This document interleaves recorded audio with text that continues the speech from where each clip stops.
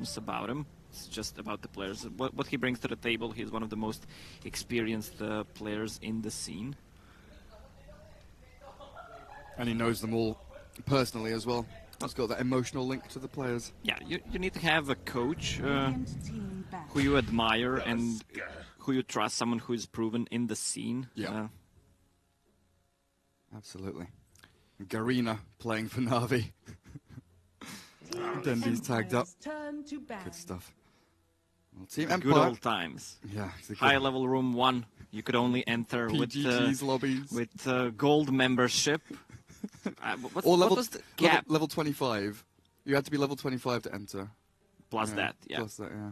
What was the cap on? 225, I think, but you could fill 240 in a room where you can fill 225 somehow. Magic.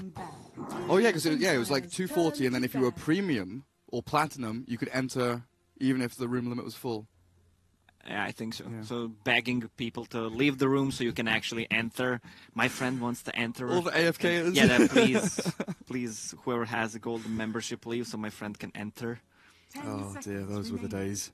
Well, Na'Vi, Team Empire. We've seen a lot of pushing strats in Europe. It's been happening in CIS and Southeast Asia and South America as well. Lots of people focusing on the throne and taking down towers early on. And you're seeing Broodmother, Chen, and Chantress banned out. Here, Na'Vi open up with a Rubik Gyro. Lots of magic damage there from the two lands, but a very early start for a gyrocopter, don't you think? 10 seconds remaining. Pretty common pickup. Still one of the better carriers. The biggest strength of a gyro is that he's a good laner, can really be active early on, in the early stage, through the mid game, and one of the better late game carriers. We saw yesterday Gyro with Divine Rapier as well, changing the whole game. This is a classic Na'Vi lineup. A lot of green heroes, a lot of push strat. Sadly for them, Chen was banned out, so was Ench. Very unfortunate. Two of their better heroes. But yeah, Undying. 10 seconds I mean, remaining. so often we used to see Undying have this like 50-50 playstyle, right? Either you win laning Hit stage or and miss. Yeah, you win laning stage and you like snowball, or you're like, oh shit, I'm not a hero anymore. But I honestly, I feel like recently people have been using Undying's ultimate especially much better with that amplified damage from his ulti. But also, you know, you've got the extra talents where you've got Reincarnation at 25, Tombstone on Death, you can get double Tombstone up and running. I don't remember ever seeing Undying getting to level 20. Remaining. In a pro game, though. No. I didn't even see it in pubs. I did it once in a pub. Somehow you always end up either finishing the game or you're just in that other 50% where you suck and you're In the barely fountain. level 12. Yeah. Well, he's really unique in terms of hit or miss. Nature's Prophet, that's kind of a more push from Team Empire. They have a good split push with Shadow Shaman and Nature's Prophet. Shadow Shaman pretty unique as well in terms of position 5 hero who can actually push and do something if you're stuck in a base trying to push out the lanes. Underlord. More green heroes. Tanky Underlord. Very good at clearing out, you know, Nature's Prophet treants, dealing with the split push that you were talking about, kind of moving your team across the map to address whatever Team Empire is doing. Underlord ulti is one of the shittiest ultis in the game, to be honest. Like you don't see Underlord TPing to whatever and then surprise gank. Yeah. It's never gonna happen. The best thing you can do with ulti is just TP out someone out of the danger, or if you want a team fight and everyone is low, you TP back to a shrine and then you regroup and continue to push. That really is my favorite one, is the TPing to shrines. You know, we saw when the hero came out into Captain's mode. I think Universe was the one that kind of started. You know, just right. You guys, you're on 60% HP. Let's go shrine, and we'll go push a tower. Let's get to tier 1, tier 2. Yeah. Well, no, it's okay. He'll find a home. Don't you worry. He won't be lost for long. So Empire, they've got their 3-4-5. Picking up a carry now wouldn't be too bad because you know what the offlaner is that you'll be dealing with. You know what the enemy one roll is likely with the gyro. We've seen a bit of gyro mid, but You know, 9 times out of 10 it will be that safe lane little man. Yeah, Empire is playing with the stand-in Yoku, because who's missing? Who did we say? Vanskor is missing. Vanskor, yeah. Yeah. Well, I believe he's playing support as well. He's just slotted straight into that 4 role. Yoku is one of those super interesting players that was like super sick on the off lane. He was like the best off laner in CIS for a good year, and then he left the team. He left Empire, right? He left the team he was on, went to another team, and he started playing carry, and he didn't look very good. Then he went to mid, and he looked okay. Then he went back to off lane, and he was like, oh, he's super sick again. And then he went back to carry again. Yeah, he's one of the players that is known in the CIS scene, playing for so long, played for pretty much every good team in CIS. There's a lot of those players who love to switch the teams and I don't know, just good couple of good friends together. 10 seconds. I mean, The stack. Yeah, it feels like CIS region is just a stack who's trading players from time to time, borrowing them. And there's PGG and Screen pulling all the strings. Yeah. Controlling all of those stacks. So for Navi, they maybe need a mid hero, or usually they play Gyro as a safe laner, but suddenly there's a rise of Gyro, who's played on a mid lane, not the best mid laner, Team Empire's turn to pick. but still good, can zone out pretty much any hero with the rocket build. Well, there is a DP ban. That would have been really nasty. Another green hero, but also more push for Na'Vi. So good ban out there by Empire, who are now looking for their 1 role. 10 seconds remaining. Medusa just been ignored a lot of the time now since the patch. People 5 not seconds too remaining. not too happy with the way she's gone. Apart from Kingwin, who lost 1 game and won 1 game yesterday. If I remember correctly. I believe one of the teams will pick Medusa In this final pick. Yeah. Radiant team pick. Empire go with the Weaver. Na'Vi, Medusa. Oh, they don't have too much control. Maybe they should consider getting a mid hero that has a control for that Weaver. What they have is Pit and Rubik. Okay, there's even more push and control for that Weaver. And the Queen of Pain, right? That stun from DK, very, very nice. How does DK lane up against Queen of Pain now? Because for TI, like from TI qualifiers until maybe a month and a half or 2 months ago, we saw DK trading even or even winning lanes against Quap with, you know, Breathe Fire and his passive being able to sustain through. But now we're seeing like 4v4 mid a lot of the time. Yeah, maybe even more. What yesterday or the previous day we saw 9 heroes at the mid lane at 7-minute mark. It's really fucking weird. Well, Dragon Knight does well. Even though you're thinking range hero with a Shadow Strike, maybe rotation from a Tusk, they have a good potential with these two. But Undying's gonna sit on mid for first couple of minutes, I guess. Just give Dragon Knight some advantage, even though he doesn't even need it. 1 versus 1, Dragon Knight does fine with the region and the new Soul Ring build, which gives him extra region and that extra strength, some status resistance. He's handy. Good to go. Yeah, he's one of the heroes that does not need to build into bottle, which is pretty great. I feel like Dragon Knight does not move from a lane. He's pretty static. He just either wins his lane or it's pretty even, and then when he hits level 6, he just tries to push the tower. The timing around is when the first siege creep spawns. That's when you get to level 6 and push the tower. Yeah, it feels like a lot of mid laners are kind of just skipping bottle now, you know, with Raindrops, Soul Ring, Salves and Clarities just being spammed out. You can't bottle Crow anymore. It feels like bottle is potentially being phased out of that mid lane, and we're starting to see some off laners picking up bottle now a lot more. Popular on off lane. The reason could be no more bottle refilling, and the magic wand is so good because of the region it provides. Yeah, I forgot about that magic wand as well. So, players... Seems like we're gonna have a lot of taunts. Nature's Prophet on the bottom, and does Undying have one? He will do, for sure. He has one, yeah. Funk of the Dead. Damn right.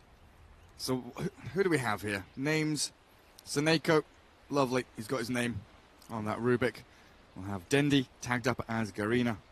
Playing that Dragon Knight down here. Undying will be Roger.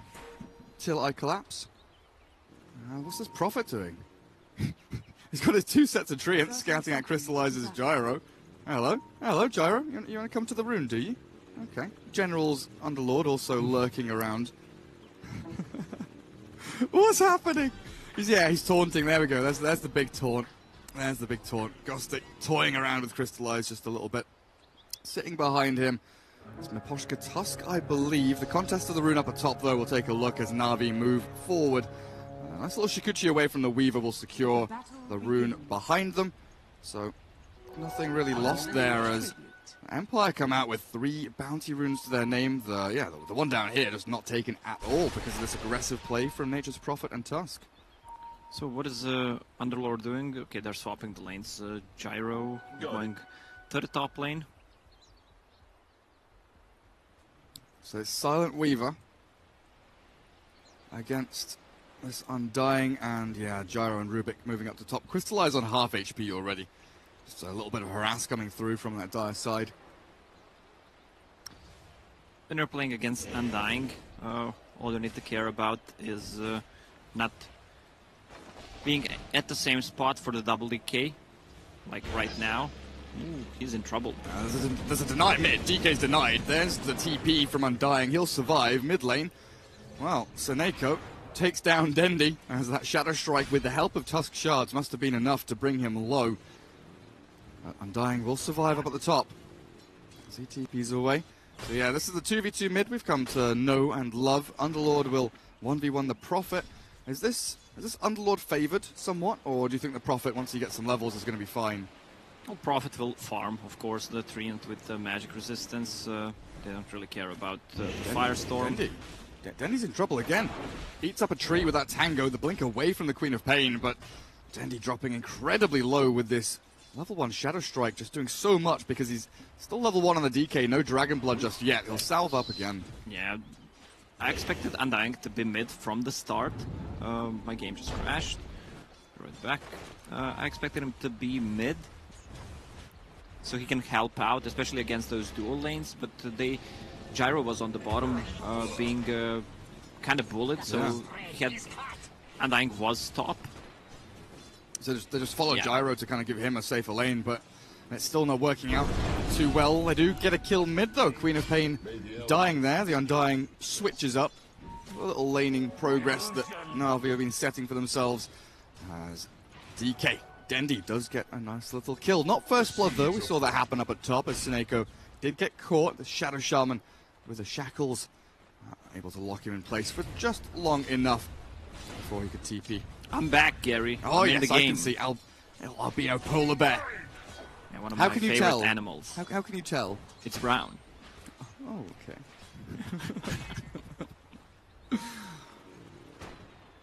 Weaver. Just gonna waddle on back to his tower. Now we're gonna contest this pull through, but it's already reset the equilibrium. Allows the Weaver to farm under tower. So the way this is going, Queen of Pain 16-0 having a great time, double null already up. It feels like Na'Vi need their supports to be on multiple lanes at the same time, but obviously they can only be in one place. Where do you think they should focus? Is it a game where Gyro needs to really kick off, or do you want Dendi to have a good start? Well, Dendi's gonna be fine. He just needs levels. That's pretty much it. He already has Dragon Blood. Once he finishes the Soul Ring, the amount of regen is just gonna be too good. Queen of Pain can't really out-harass him. Maybe with rotation from a Tusk, they can get a kill, but it's gonna be hard. So they should just focus on the top lane, give Gyro some CS. He's sitting only on 5 CS. Bottom lane, Underlord will be fine. He can farm a lot, especially with the Trophy Aura. These treants don't do too much damage. Already level 5. And with the Firestorm, he's killing them off so quickly that he's getting additional damage. A really amazing rate, honestly, up to 35-40 there, as you'll look for the 4-minute runes, look to backstab this Prophet. As Ghostic does move across, but in general, we'll snipe it out away from him. What's the action rune? It's a DD top lane for the Queen of Pain. That could be a big one if they want to go and make some action happen. But for now, it will just be the Solo Tusk roaming up towards top to help out Weaver. Shadow Shaman dragging the wave back, so maybe they can open up this lane to this river entrance. And if they move Tusk to the top lane and get the lane back near their tower with the rotation from Nature's Prophet, they could score a couple of easy kills. Na'Vi bring the Undying up to top as well. This could be interesting. Lift up with the sentry there. The Weaver forced to use a swarm. Shikuchi on cooldown for a little bit, but it's got 1 charges. The homing missile lands and the Weaver's dead. This is Na'Vi coming out strong. The Prophet does TP up here, and they'll get the gyro. A double kill for Gostic.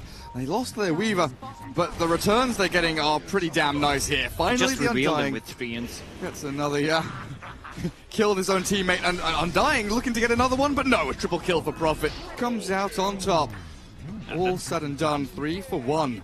That's what I just mentioned. The rotations from Nature's Prophet, they should be careful about it. Even though Weaver was kind of out of position there, using Shikuchi offensively, they have a sentry ward on the lane.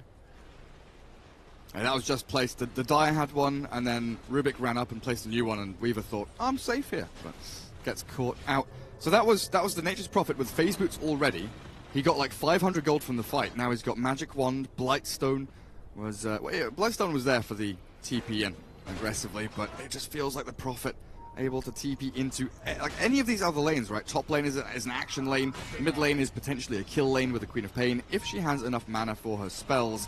Up at top, again the Weaver being focused here by the Undying and Gyro. Homing missile, what level are we looking at? Level 1, but the shackles come in from Rasta and Roger. Soul Rip will keep him alive for a little bit while, but unfortunately the Tusk shards will be able to help secure it. Yeah. Undying kind of playing over aggressively even from the start. The thing is, Nature's Prophet will hit level 6, he just did, so he doesn't even need the TP, he can just use a good ulti. They can even score more kills on the top lane. Weaver is out of the region, so she needs to bring pretty much Flask, the Tangos, whatever. Just to heal up. There's the big Nature's Prophet ulti. Oh, not enough to save the Rasta. Unfortunately, Weaver does Shikuchi forward. Suneko there with a lift. Rocket barrage damage looking good. The right click here from Weaver, trying to bring them down. But is Shikuchi not out of range of the sentry? Not quite as crystallized. Being focused here, the homing missile will buy some space as Prophet gets donked. I don't know if Roger will be able to get out of this. So the Soul Rip with all these units around does give him a nice amount of HP back. Blightstone with phase boots. Ooh, it's going to take 2 more clicks there, isn't it? This final one, not enough. Down to 20 HP, but in comes the Queen of Pain. She wants to get a kill. Crystallize going to fall here. The Treants secure it. The lift back into tower. Suneko. Is he in trouble? Yep, could maybe blink forward, yeah, that's right? the best rune you can get on Queen of Pain. Oh! He gets it. The very, very edge of the cone. That poor Undying. Well, thought he was fine. Not quite good enough. So Queen of Pain, Nature's Prophet.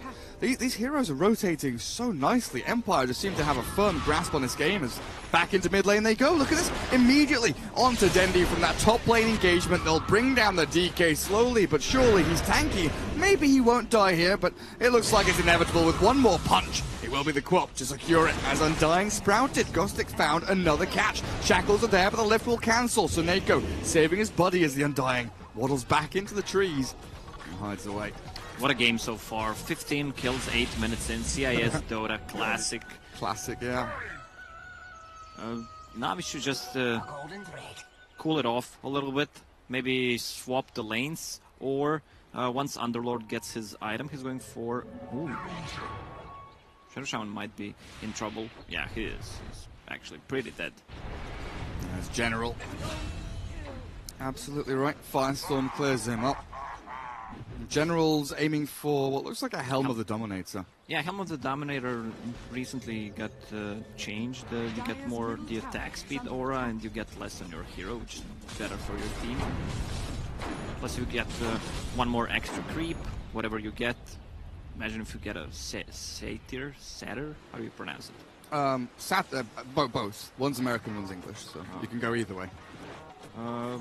The extra region you get from these two. It's just so good. And you can can you still solo Roche with it? Because I know that was one of the big reasons in pubs anyway why people went Helm. Yeah. You could just go into Roche, tank with a Satyr, and... kill it off quite easily with Firestorm, doing that percentage damage. It takes a lot of time. Yeah. I'm not saying he's going to do it in this game, but it helps out a little bit in the Roshan. Tier 1 bottom, going down to the Radiant. That's the first tower of the game, it looks like there. Underlord doing an amazing job at pushing. You know, of course, Prophet has been TPing around, and Underlord has been left to his own devices to farm away bottom as he gets himself up to, level 9, highest level in the game, in fact. Highest net worth in the game. So General, having a good time. But Underlord doesn't feel like one of those heroes that, you know, with a lot of farm, he's going to make a big impact in the game. Snowball in onto Undying, immediately blown up. Very simple there, nicely done by Empire. But one thing Underlord does bring is that, you know, kind of team cohesion, right? He's like the... Oh, there's the TP. Oh, hello. Defend tier 1. In we go with the Dragon Knight as well. Yeah, you have all the time you need to just go away because it's not stealthy. Yeah, you talked about Underlord. He's just... If we talk about space/universe, he's just a big object that can tank a lot. He's like Uranus. Oh yeah? Dire's top tower is under attack. We'll just leave that one out there, shall we? Dear Lord. So he's just a damage sink then? You try and bait some spells? Yeah, bait some spells, be in the front line, reducing the damage with Ultra Fiora and stealing damage with... I mean, you want to focus him because he's in front line, but you don't want to focus on Underlord. Is under attack. Yeah. He's that super annoying teamfight hero as well. With his itemization, pretty much always focused on auras and utility. Smoke up from Seneko and General, though, here. Level 4 Firestorm. Oh, Shadow Shaman. You poor little sod. Just left it into the root. The Firestorm is there. Not going to die just yet. And now General. Where's the Sprout? Gostic already used it. Drums forward, chasing the Underlord. Here's the ulti, gonna bounce around the map. Where's the damage? In it comes. Seneko did steal the Shikuchi, though, and will be able to slip away just a little bit further. As he's also got Treants going around everywhere. Seneko somehow stealing all of these wonderful little spells. Is this a good Rubik game? I guess he's got tons to stack. There's Shikuchi and Snowball. Whenever we play against Rasta, Shikuchi is always good to steal. Just driving the attention. They usually don't buy dust, so you can freely roam around because none of the Navi heroes have invis. Dire's top tower. I mean, anything you steal from Queen of Pain is good. Blink for the setup.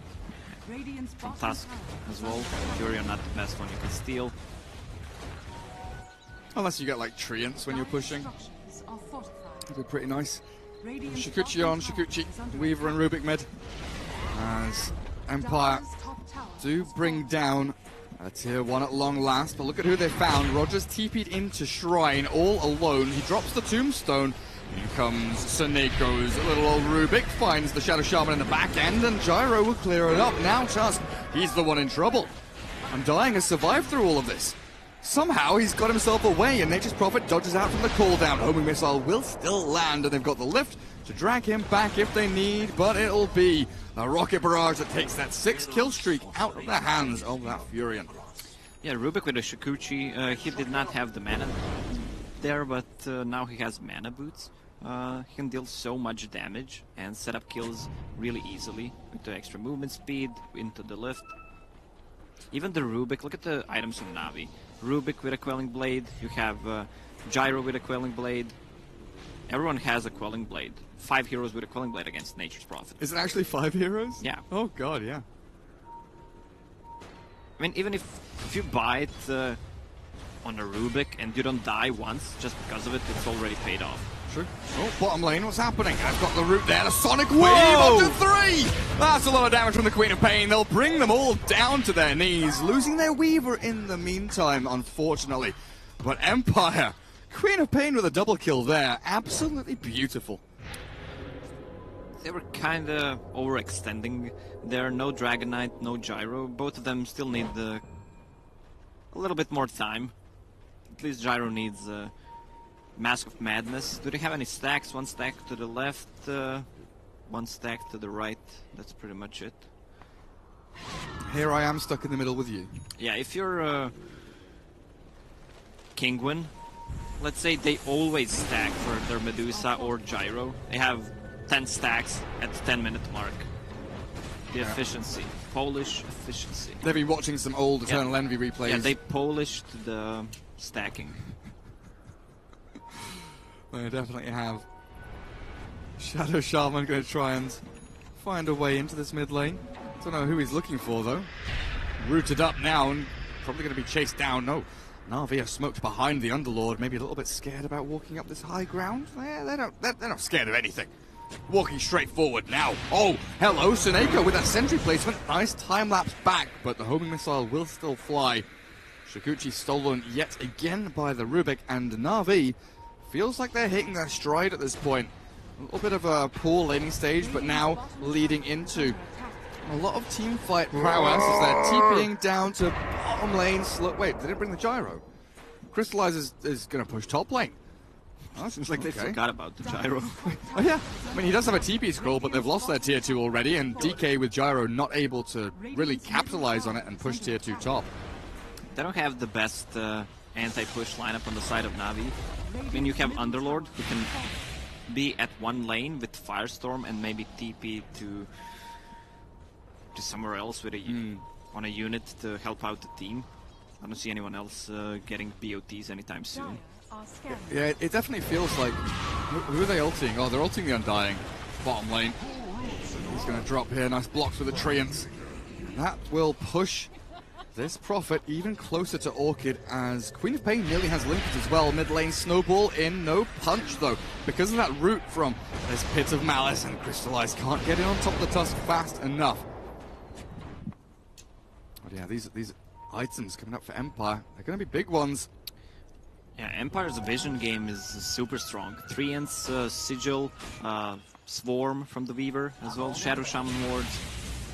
Also, you have Ice Shards as well. Na'Vi does not have a good vision here in this game. They've got Weaver, they've got Rubik with Shukuchi, and that's pretty much it. Right? They can try and steal that, get himself around. But it definitely does feel like Na'Vi have this very strong, 4 or 5 man group up and push. Maybe the Underlord sits somewhere and tries to defend against Prophet and Quop, and split pushing around. But I don't know, 60-70% of this map kind of belongs to Empire. They've got wards down, they're watching for Na'Vi's advance, they're taking down these towers. Na'Vi not able to really farm efficiently. They've been trying to get back in with smokes, right? Here's a smoke from Empire, but we've seen Seneko going around, picking people up, looking for that Weaver kill time and time again. And they're moving into Roshan already. That's not a good creep for the Helm of the Dominator, but it'll tank up Rosh all the same. Tombstone is there. Empire, are they in position to do anything about this? Diffusal Blade's on the Weaver, and they're moving in. They have a sentry ward ready on the side of Na'Vi. Till I collapse, the Undying will just go in, tank the damage if needed. Yeah. Empire vision now. They see inside the pit. Roshan has fallen though. Crystallized dropping reasonably low. Picks up the Aegis now. Sonic Wave comes up, and yeah, they've killed off Roshan for the Dire. Now Undying in a lot of trouble. He's going to fall here. The cooldown will come out. Not going to land on anyone as Weaver. Shukuchi's away now. In trouble is Seneko's Rubik being right-clicked and punched. The Queen of Pain bringing him low. The Shackles in the back end with the Weaver damage from this Diffusal Blade. Freshly picked up and doing an amazing job as Dendi falls next to the Ancients. One by one, he will die. That's 6 heroes for just the Tusk, plus they're gonna clear the stack. It's 7k gold lead already. I'm surprised that actually they decided to go for the Roche fight. They're not that strong, and maybe they thought they're gonna kill it earlier. Yeah, and as soon as that swarm came in, they saw Roshan's low, Gyro is low, the Tombstone has already been placed and will expire soon. And focused it down very nicely. Empire now find the catch, potentially, onto this fake Weaver. Yeah, get out of my game, you've stolen my spell and I'll steal your life. Thank you very much, and this enables Prophet just to TP top and shove in some more towers for themselves. There's just gold flowing into this Dire side. Queen of Pain, 10,000 net worth. She finished Lincoln's as that fight kicked off at the Roche pit, and now already 2,500 gold saved up in the bank. Yeah, FN played this game extremely well. The itemization is also good. Lincoln Sphere, first item. It takes a lot of time to build into Lincoln Sphere, but once you get it, it's mostly because of the Gyro's homing missile. Even with level 1, it looks so scary. If you go away, it stuns you for a long time. So whenever he uses it, you pretty much need to go out. Or no, you scream at your team, just click the frickin' rocket. Click the rocket! Yeah, Underlord has almost Road of Atos finished, which will help them a lot to remove the Queen of Pain's Lincoln Sphere for just controlling the Weaver as well. Yeah, you definitely saw that draft, and there was a lack of control. Radiant's bottom tower is under with attack. the level 4 Pit of Malice, you use Pit of Malice, Road of Atos, and Pit of Malice hits you one more time, so it's 3.6, no, it's, 3.6, 7.2, plus Road of Atos, you have 9 seconds, even more. The root. Almost 10 seconds, root disabled, not bad. There, the perma route gets a little bit insane. So Na'Vi at a pretty big deficit now, honestly, 10,000 net worth, and they are going to lose another hero. Nature's Prophet's even TPing in. Gostic wants to get involved. Na'Vi just going to leave Seneko to die, honestly. No reason to come back and help him out. As Underlord trying to deal with the Queen of Pain's split pushing, but like, Na'Vi, how do you deal with this? Like, can you 5-man fight? Can you 5-man push? Do you just try and find pickoffs like this? If Weaver walks into your shrine, nice time-lapse, gets away just about. The homing missile is chasing forward. Shadow Shaman should probably just try and run into them and give away his own life, but instead, there'll be Dragonite that follows through. Now Empire may be looking to turn this back around, but no. The bottom lane. They've got 2 heroes bottom, exactly right, Lukos. They're split pushing like madmen. Underlord is picking them up, the Uber. Radiant's bottom tower. Away they go. In they come.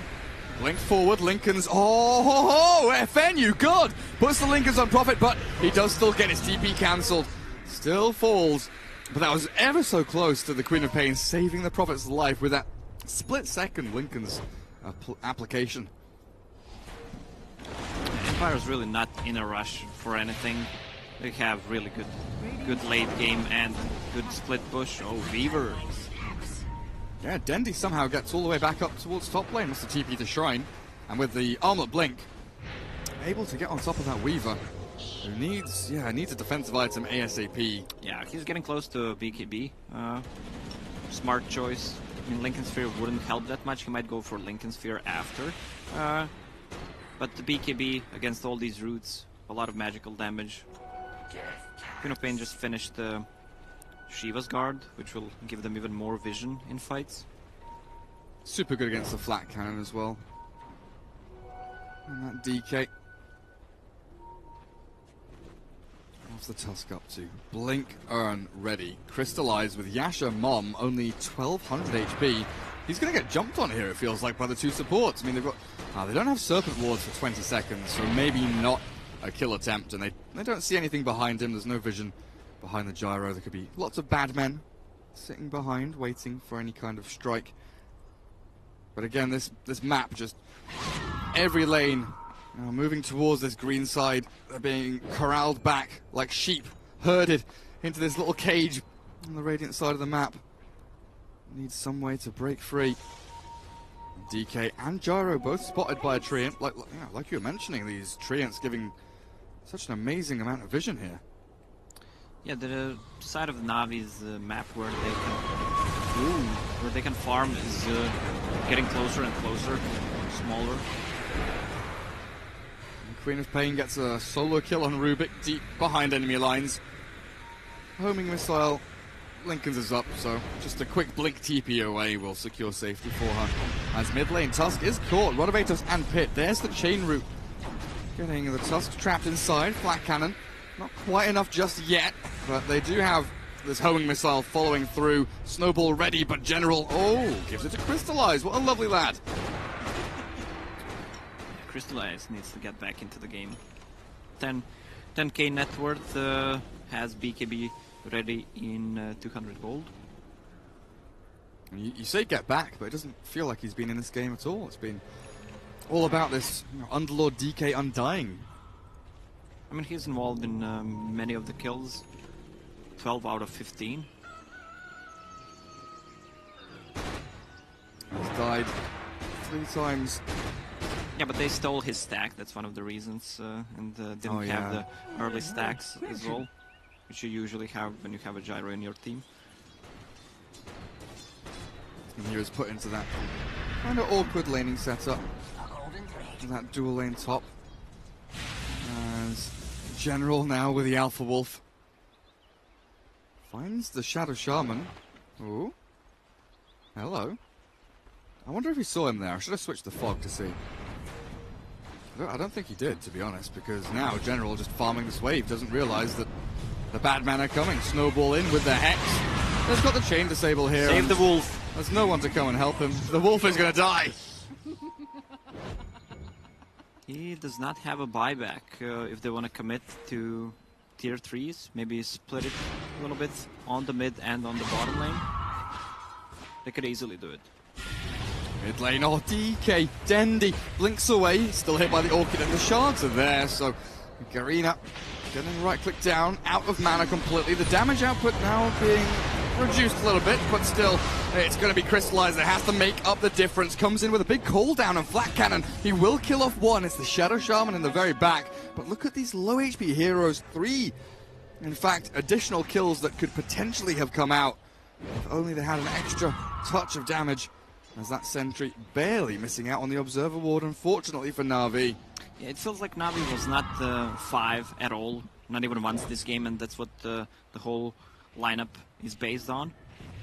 If you check the damage the gyro just did, he almost single-handedly killed the whole team, and he only is sitting on a BKB right now, plus Mom. Just wait for that Rapier to come.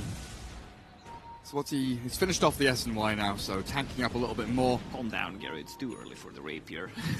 26 minutes in. It's a Rapier time. It's a Na'Vi against Empire game. Come on, of course it's a Rapier time. Never forget, Havost with a million Rapiers on gyro. Out goes the Quap, going for a BKB herself on top of the Lincolns again. That route from Underlord, the triple threat. Very, very annoying, as Weaver does have his 10-second BKB ready to go. Empire have slowed down a little bit here. You know, you said they don't have to rush things. They can be patient, take their time. Is Roshan a big thing that Empire needs? Because to me it feels like Na'Vi are the ones that need Roshan to get back into the game. Both teams need Rosh. Rosh spawns... he just spawned. They have a vision with the Treant. I'm sure Na'Vi realizes that. Do they have a smoke? They do not.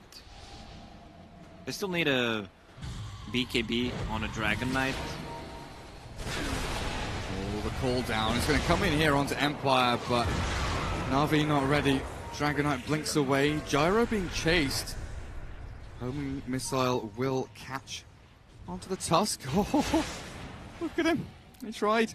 He tried. Not quite going to get there. Gyro, swift TP away, and this will open up Roshan for Empire. Nothing they can do about it without Underlord. You say that? Well, they might try to go for it, because if they lose this Roshan, they're going to lose it in a couple of seconds. It's going to be so much harder to fight. For sure. Roshan has fallen. Halberd now on the DK.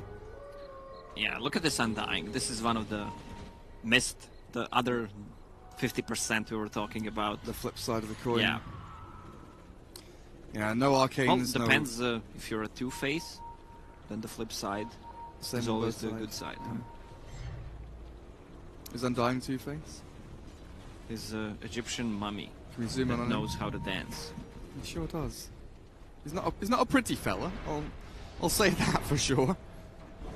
But yeah, we've definitely seen Undying's progress in items much better than this. Shadow Shaman, hello. Atos, into the pit, no. Cancelled out by the Hex, but still, simple takedown. Not a place to be with a Shadow Shaman. Like, there was no backup or anything. Furion has full Bloodthorn finished.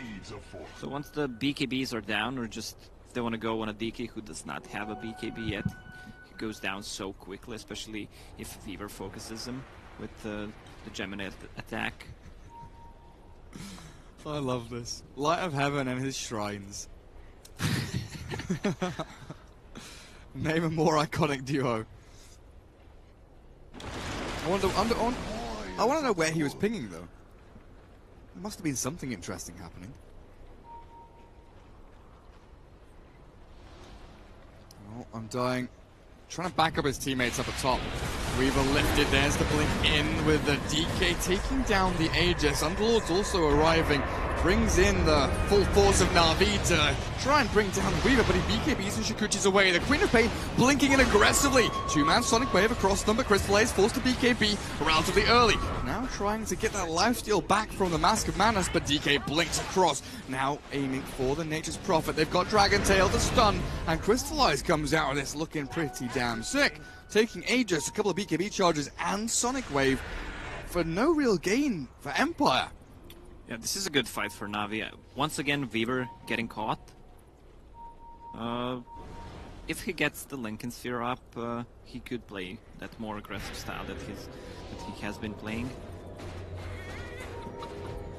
Oh, Hex in, Shadow Shaman again. A little bit too far forward. Snowball save will buy a little bit of time, but they're still stuck inside the route until the Queen of Pain arrives. The buyback will arrive from Gostic. They want to fight. TP in. Garena, Dendi, are you in trouble? You're TPing out, there's no stuns, he's fine. DK's gone. He survived, and now the gem Crystallizes picked it up. Looking for that TP from the backpack, swapping it in for that Sanjin Yasha, but he was low on mana until this moment here, and Na'Vi, what's happening? Yeah, they run down a lane and they're suddenly winning. This feels like a random feed from Team Empire. Couple of times Rasta gets caught, Weaver gets caught as well, loses the Aegis. Queen of Pain still has that cheese. She's super farmed. I wonder what he's gonna get on level 25.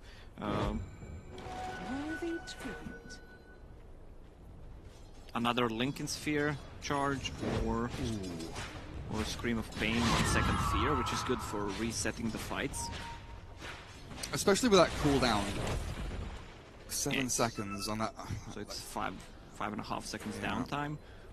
Imagine if you have Lone Druid with 2 Savage Roars, Queen of Pain level 25, Dark Willow. You just send them back to the base from your tier 3 tower to their tier 3 tower in a couple of seconds. That last one, could you not mention her name in front of me? Thank you. We played a couple of pubs the other day. Drow Ranger, Dark Willow. Oh, here we go. Helm of the Dominator. TP in onto the catapult, but it's clipped a couple of heroes down below the ramp as Tusk is caught. He'll punch up the Underlord. DK looking for a target, but Weaver's BKB sprinting away. They do not have a shrine, and cooldown will be wasted here. It looks like zoning tool to send them back, but Underlord, Shadow Strike up on him, healing up nicely through everything with his 65.7 health regen. That's not crazy at all. Look at him healing. What does DK have? 47. You know what's a good item here? Spirit Vessel. So you use it on them and they have a lot of regen, and then you just increase it with the Spirit Vessel. But Tusk has no charges. Yeah. Oh, you meant for the... Yeah, but it's a good item against these super tanky heroes like Underlord and DK, which has high base armor and regen. High base HP, sorry. Nature's Prophet, 1 by 1. Gonna fall here. Queen of Pain pops the Lincolns over onto the Rasta, uses a BKB herself to get out. But Gostic yet again on this Nature's Prophet. I don't know if it's him making the calls to go in and fight, or if it's someone else, but definitely over-aggressive from Empire, trying to capitalize on any kind of mistake here from Na'Vi, but they're the ones that are suffering. And now generally, look at him, 4 staff, nearly Guardian Greaves complete. Undying finally has some semblance of itemization. He's building into a 4 staff, which is about halfway complete. Empire really do have to start thinking about how they want to close out this game, you know, progress themselves forward, because that good old 14-15k net worth lead they had for a little bit diminishing now, down to 7,000. Na'Vi are bringing themselves back up step by step. Butterfly on Gyro, progressing nicely, scaling into MKB, will look for Satanic. Doesn't even feel like he needs a Rapier at this point. Not yet. Why do you love Rapier so much? just dude, the series last night. That Gyrocopter. I'm obsessed now. It's just in my head. I'll be like this for a couple of days, then it will go away, don't worry. No, actually, you know what I need to do? I need to go home and play Gyro and buy a Rapier and lose, and then I'll forget about it.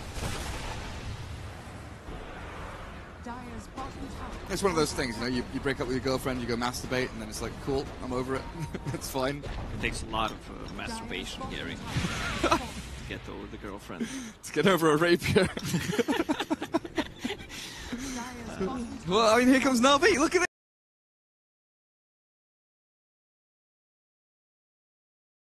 it! They start. Is this the first time we've seen an active 5-man push a tower? They're going for it, tier 3. Glyph is forced, top lane being shoved by Prophet. Homing missile donk on the head there. Shadow Shaman takes a little missile to the face, but this is a flat cannon going to work, right clicking down the Barracks and the heroes at the same time as Weaver. Oh, time lapse is barely away with a BKB helping out, but Rax are low. Now in they go. Team Empire, Sonic Wave is good, but look at this. Underlord says, see ya guys, and TP's back home. They lose the Rubik, but they'll take tier 3 and defend their top lane. Yeah, most of the game Na'Vi was in the trunk of the car, and suddenly they're the one using the steering wheel. How the hell did they get there? Nature's Prophet needs a defensive item. He has a Bloodthorn, but getting close to that BKB, which he really needs. Bloodthorn will counter Gyro's Butterfly once the BKB is down.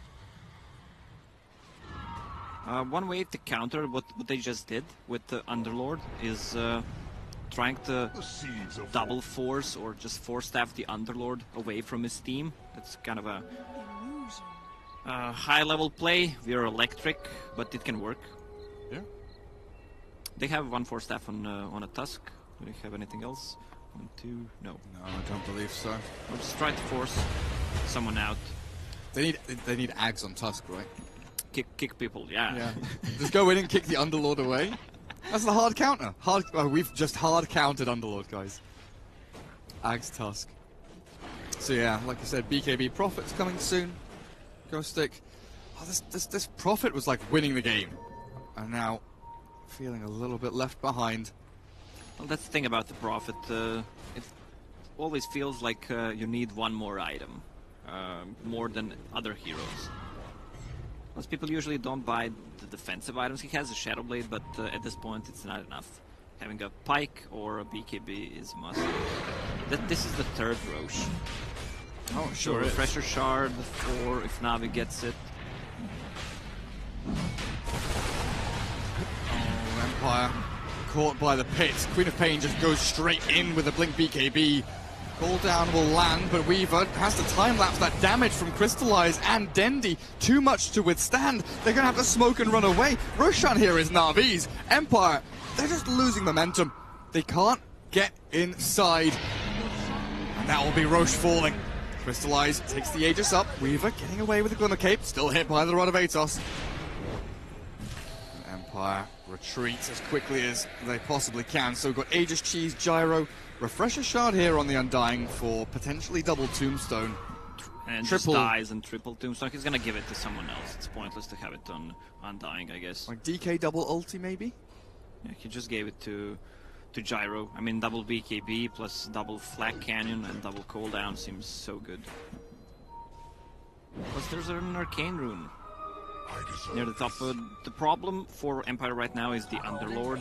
The amount of damage he reduces with the Trophy Aura, plus he's so tanky, they can't really take him down in a fight. Even if they try to go for a Bloodthorn kill, he still has... now he has a Cheese, has a Guardian Greaves to remove the effect. Force Staff, kind of hard to take down, and he's controlling these fights with a bit of Malice and Rod of Atos. Yeah, he has done a great job. Jump in from Tusk, looking for DK, but the Force Staff out, forced defensively as a Sonic Wave not going to do a hell of a lot. Is that a stolen snowball? It's rolling on forward, it sure is. Na'Vi going on to Tusk, giving him a taste of his own medicine. Not going to fall just yet as the Ghost Scepter is there, but Quap in the back. Kills off Undying as Gyro comes on through. Lincoln's popped with that homing missile. Na'Vi do lose their Rubik here. The snowball keeps them up and running, but it's the Underlord yet again. Traps in the Nature's Prophet. Dendy will clear up Ghost Stick, and the Tusk falls inside the pit, trying to shard block himself in or jump over the ledge. Unfortunately, not going to work, as the Age is taken away by the Queen of Pain and Weaver in the back end of the fight. But it just feels like Dendy on this DK is too tanky to handle, while Crystallize was 1v3ing there. Na'Vi were chasing these heroes, the Prophet, the Tusk, and then Gyro's just like, yeah, what up? Shadow Shaman, Quap, and Weaver, fine. You can fight me, you can pop my Aegis, but we'll win the fight overall. They have 3 cores on side of Na'Vi who are super tanky, but they have a lot of heal from Undying and amplified damage. Also, Guardian Greaves, a lot of armor. Look at DK, 62 armor. Yeah, that's not insane at all. They're just gonna go for tier 4s right now. A Trophy Aura, 180 damage on that Underlord, who still has cheese. Queen of Pain, BKBs to try and hold them back, but this is not working. Has to blink away. Weaver again doing the same thing, but time lapse is forced yet again. Underlord TPing back to Fountain. They're going to fall away from this middle lane. Empire, a breath of life potentially in them yet, as Na'Vi didn't go for additional racks, just went for those tier 4s. Gyro is 6 slotted with Refresher Shard as well. Monkey King in the backpack. Double BKB, double 7 seconds, 13 seconds BKB once he refreshes it. They can just go for Raxes on the bottom if they feel like it. Maybe they should farm buybacks on their heroes before they go for it. There's a double damage spawn on top that this could be a huge also thing to go for. Could be huge. Oh, look, Gyro's going to get it as well. Hello. Can they go Throne? They can go Throne with a DD, right? Go end the game. Queen of Pain, not going to pop Gary. The smoke just One more yet. fight. Nah, they'll go Throne here. Just run down mid. Let's go. Smoke up again. Double smoke. In this lane for Na'Vi. Sprout is there. Smoke for Empire holding high ground southeast of Na'Vi's they're being position. scanned out. Time to zoom back as the Radiant... Yeah, you're exactly right. Radiant scan up on the high ground. They know what's going on. They know that Empire are there. And to swing around through the bottom lane because tier 4 is taking an absolute punishing. Tombstone 1 dropped on the floor. Snowball does come in. That's a lot of damage onto the Gyro, but DK has already brought down that Shadow Shaman. Crystallized now with a flat cannon and Satanic. He is unkillable. Double damage rune now finally expires, but he pops his Refresher Shard. BKB Satanic back up and running. And GG is called. Weaver doesn't stand a chance against this Dendy DK. And Empire tap out in game 1. Once Underlord got his farm and they grouped up for the first time as 5, which is the strongest part of their lineup, they actually just wiped the whole Empire team twice. Where are you now, Dendy haters? Gets denied mid by the Rubik early on. He was almost first-blooded, but Dendy 947 just tanked up, made sure he was always up on the front lines, helped out by General, while Crystallize had, the first like 4 or 5 minutes for Gyro was bad. Yeah, the laning stage went bad for Gyro. They stole his stack, but managed to come back into the game. They played around him really well, I feel. Getting him Roshans, getting him team fights where he could actually output damage. Underlord might not be the funnest hero to play, but he does his job. He's not flashy. He's not flashy at all. He just goes... As I mentioned, Gary, the big object in the universe. Yeah? Wait, what? What's it called? Saturn. Underlord. Yeah. Saturn? Yeah. Yeah? You got another one? Pluto. It's not a real planet. Yeah, it is. Fuck it. It is. It was not a planet. Then first it was a planet. Then it got removed. Now it's planet again. I don't know. You need to get your facts straight, Gary. See you guys soon.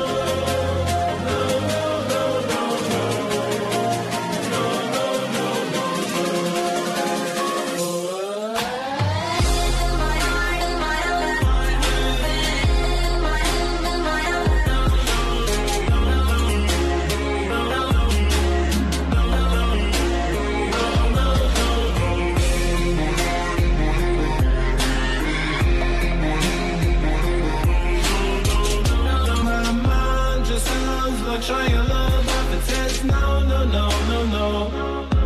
Just no, no, no, no, no.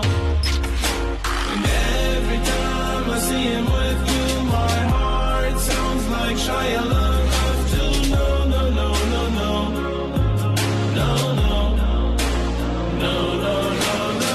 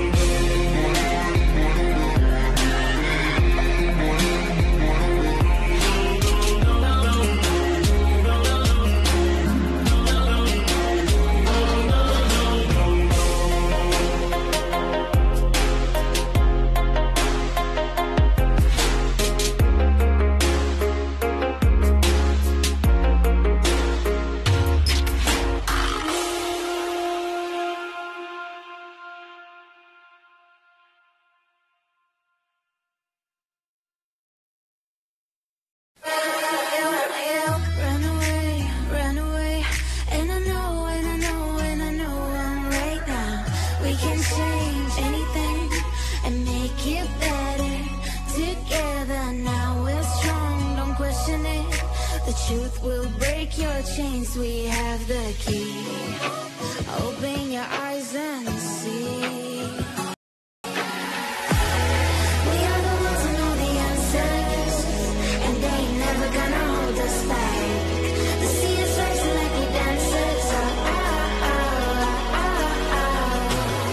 Imagine life without a purpose. Now picture everything you're fighting for. Everything you're fighting for.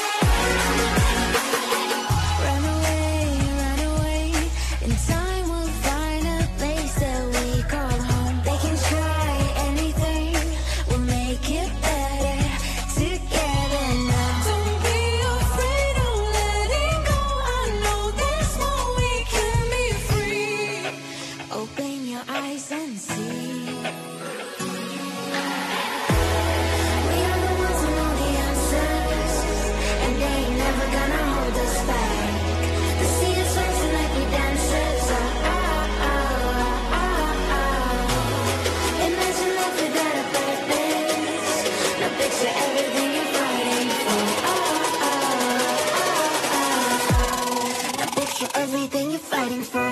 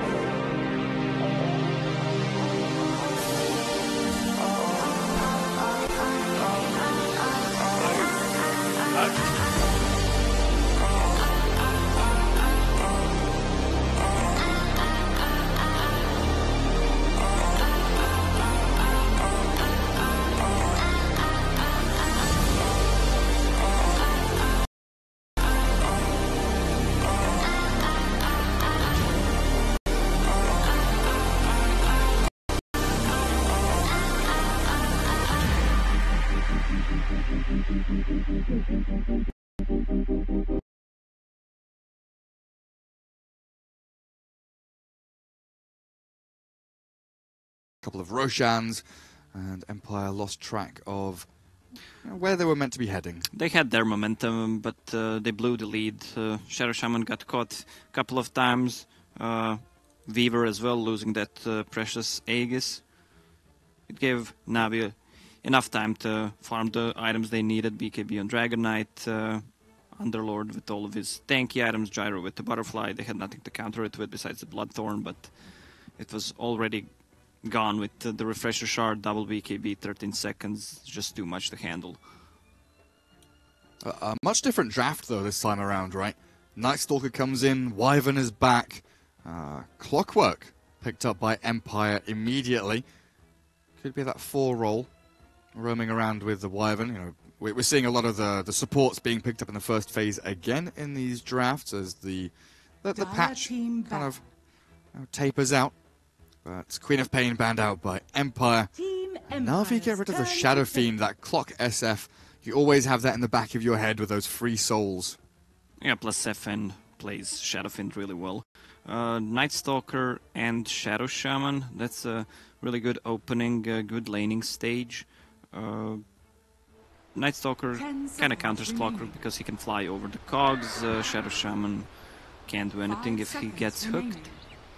Winter Wyvern, one of my favorite heroes to watch. It still could if needed, but I think the best one is the classic position 5. The strongest part of the hero is once you get to level 10, 90 gold per minute. You can scale into, well, late game with no problem.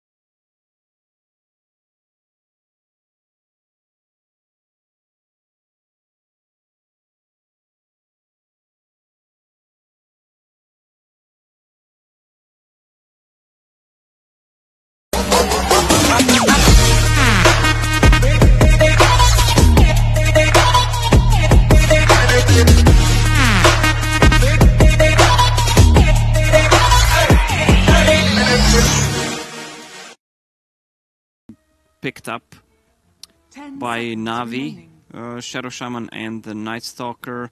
Shadow Shaman counters Tidehunter to one extent because you can't get out the Hex anymore. One of my favorite supports against the Tidehunter is the Witch Doctor, which I like to mention. He can't get rid of the Maledict. Really good laner against him. Now this is where you sneak in these kinds of. Maybe they want to go. They already also picked up Batrider. Well, the return of Medusa. So Na'Vi looking to match the Luna with that Dusa.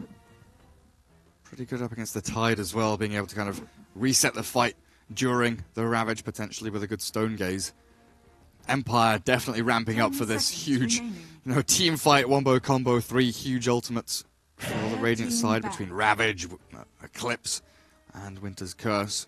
While Na'Vi, not as reliant on their ultis, it feels like, much more poke and prod between their supports and their cores. Batrider's Lasso, of course, maybe something they rely on a little bit. Even when Lasso is down, they can still take a fight. They're not ulti dependent, unlike Team Empire. 5 seconds remaining. Are they more item dependent with Medusa and Bat? You need the blink timing, you need to get drums up. Medusa, of course, just needs to keep pumping out item after item with farming. Is there a timing Empire can hit before the Medusa's too strong right now, or do they need something for that mid lane that can really set that tempo as a fast-paced game? I don't think they're in a rush, to be honest. It's not like you're playing against free farm anti-mage. Kind of a same concept, but they have a good counters. Maybe they should get something with Mana Burn, maybe the Fusel Blade. Yeah, Phantom Lancer. That's what I wanted to say. Oh, so it's a safe lane Medusa, I suppose. Dead Prophet on a mid lane. Dead Prophet, one of the heroes that she does not care about movement from the enemy position 4 hero because of the Spirit Siphon. She does well. I mean, you can still switch her around if you feel like it. to a safe lane, which we see OG did that as well. Yeah, the no-tail safe lane DP was relatively interesting. We'll find out what they do in a little bit, though, as Empire, 3 seconds for their final pick. FN's hero, what's it going to be? The DK for them this time. So no mana burn, but just lots and lots of timings to hit. Lots of ultis to rely on. Empire, very strong when they have them up. But Na'Vi, pretty squishy in the early game across their cores. Could definitely find themselves in trouble if they don't have the correct responses between Night Stalker rotating and TPing. His first Knight you mentioned with the Bat Rider, very important. I don't think their cores are squishy at all. That Prophet is so hard to take down. Also, Medusa with the shield. Well, what is that Bat Rider set, though? The new one, the Owl. Winter is coming. It sure is. So pretty. When you were younger, Gary, did you expect you're going to get a letter from a Hogwarts? Expect. I didn't expect it, but I wanted it. I dreamt about it. Did you? Not really. No? No. I stopped believing in Santa pretty early, at like 16, 17. Yeah, same here. Oh, dearie me. Alright, let's watch some good CIS Dota. This is the best we can get in the qualifiers, though. No VP. And we're not doing NA. Also the strongest region, some might consider. By some, I mean 90%. Absolutely. So it's gonna be a DP mid. As I said, Clockwork, he can harass DP early on, but kind of hard to kill. They have 2 melee heroes against the DP, so it's just gonna be trading hits. Trading farm. Keeping that lane where they want it. It feels like both teams here really do rely on that jungle, but it's been a while since we've seen too many people go for that kind of active contesting. We've seen a couple of ancient camps being stolen here and there, but a lot of the time, you think maybe back 5-6 patches ago, there'd be smoke ganks to go and steal Sven stacks, right? Where you'd go in with 3 or 4 heroes and actively hunt stacks to take them away from your opponents. Yeah, well, but it seems dangerous in this patch, because if you get caught, you just start slipping away. Stacking is back in the game because of the heroes that are super popular right now. Medusa, Gyro, Luna, Sven from time to time. A lot of drawings on the map. The smiley face, there's a love heart. I don't know what that says, but... Some very artistic people. Who is that? That's Dendi. Dondo is... Look at that. He's a hidden Picasso. He's got very big ears. He's drawing very, very big ears. What is this? That's a hat? I'm not sure if it's a hat or a D on the head. I'm not sure either. I don't know what he was going for there, but the Night Stalker, Roger. Not as good as Dendi in the drawing department, but we'll see what he can do in the roaming department as he gives their good luck. Yeah, I love the build on Luna. She went for Windlace and everything she needs to buy on the side for Magic Wand against that Bat Rider, so she has more mobility against the movement speed, reducing from the Bat Rider, so they have a good kill potential, and she can run away if needed. This Bat Rider looks so cool. He looks like he's from a boy band from the 90s. Look at those goggles! Or from a Voyager. What's that guy called? It's not Data, is it? No. No, God. I don't know. I didn't watch it. I just recognized the face. Damn, I can't remember. Well, there's the X-Men as well, right?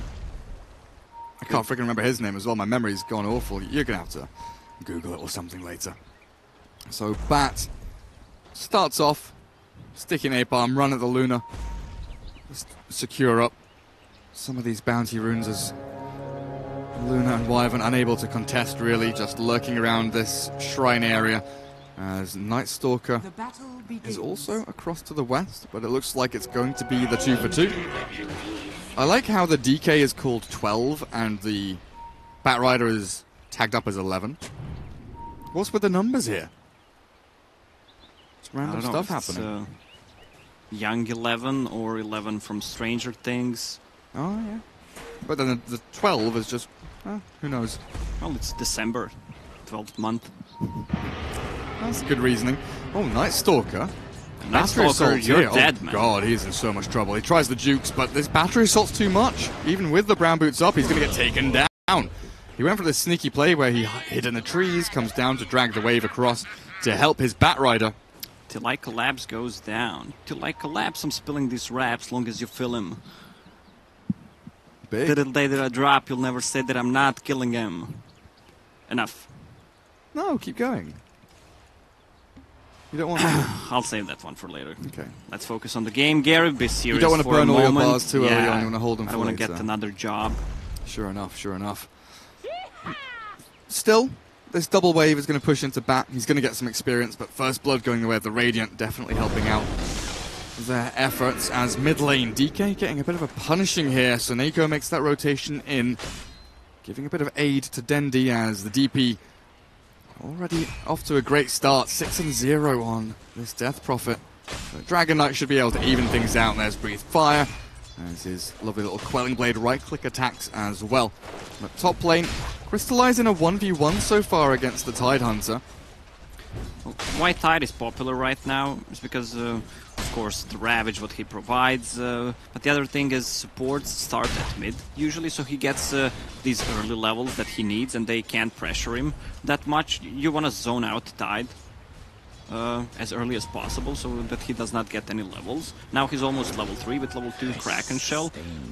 Rasta can't really kill him, and they need a night time as well. It's super hard. Luna and Wyvern trying to pressure the Bat as much as they can under that tier 1 as that double wave hits in, but it's going to give Bat a ton of levels. He'll get himself up to 3 as well in a short amount of time. Where on earth are you going, Soneko? Going all the way around through this Ancients area, hiding up on the high ground. 2.5 minutes in, the He courier wants to snipe the chicken. Yeah. It's coming. That's the Soul Ring for DK on the chicken as well. So Dendi has called out that, like, hey, he's got Ring of Regen. He'll have the Soul Ring recipe but he's coming. so slow. I don't know if he has Shaman. enough. Oh, it's going to be what, 2 hits here? 1. Well, it's 1 hit. Shadow Shaman with the 77 base damage. Chicken has 75 HP. 1 hit kill. See ya, buddy. So now DK, no Soul Ring, no extra Breathe Fires in that mid lane, and the Shadow Shaman's going to come and try and force him away from the lane as well. So DP gonna have a decent time, and immediately the reaction here from the Radiant is send Clockwork and Wyvern both into this middle lane. Clockwork looking for the jump on to someone. Shadow Shaman is slow, but gets himself far enough down the river. That's gonna cripple DK so much. Yeah, Dendi just laying it on here. Double nulls here. He's got Spirit Siphon level 2, just trying to harass back the Dragon Knight even more than he has been already. As the Phase Boot's nearly complete for Crystallize. Needs that right-click damage to deal with the Tide's level 2 Kraken Shell. But he's just so tanky. Yeah, they can't kill him. They need the Night Stalker if they plan to kill him. He's gonna be level 5 when the first night comes. Like, Soneko here is close to dying just from that Tide. Anchor Smash and a couple of punches. Bottom lane, Bat now, level 3.5. Getting gone on by this Arctic Burn. Pops the Firefly to try and run away, but Lucent Beam and the right-click attack from Luna look good until in comes Night Stalker. Great TP from the Wyvern gets him to safety. Yeah. Batrider with a bottle build. You can pick it up on the Secret Shop, and then you get the runes. 4 stacks on this Luna. He's gonna actually get the kill. Early point in Flame Break, paying off there for General.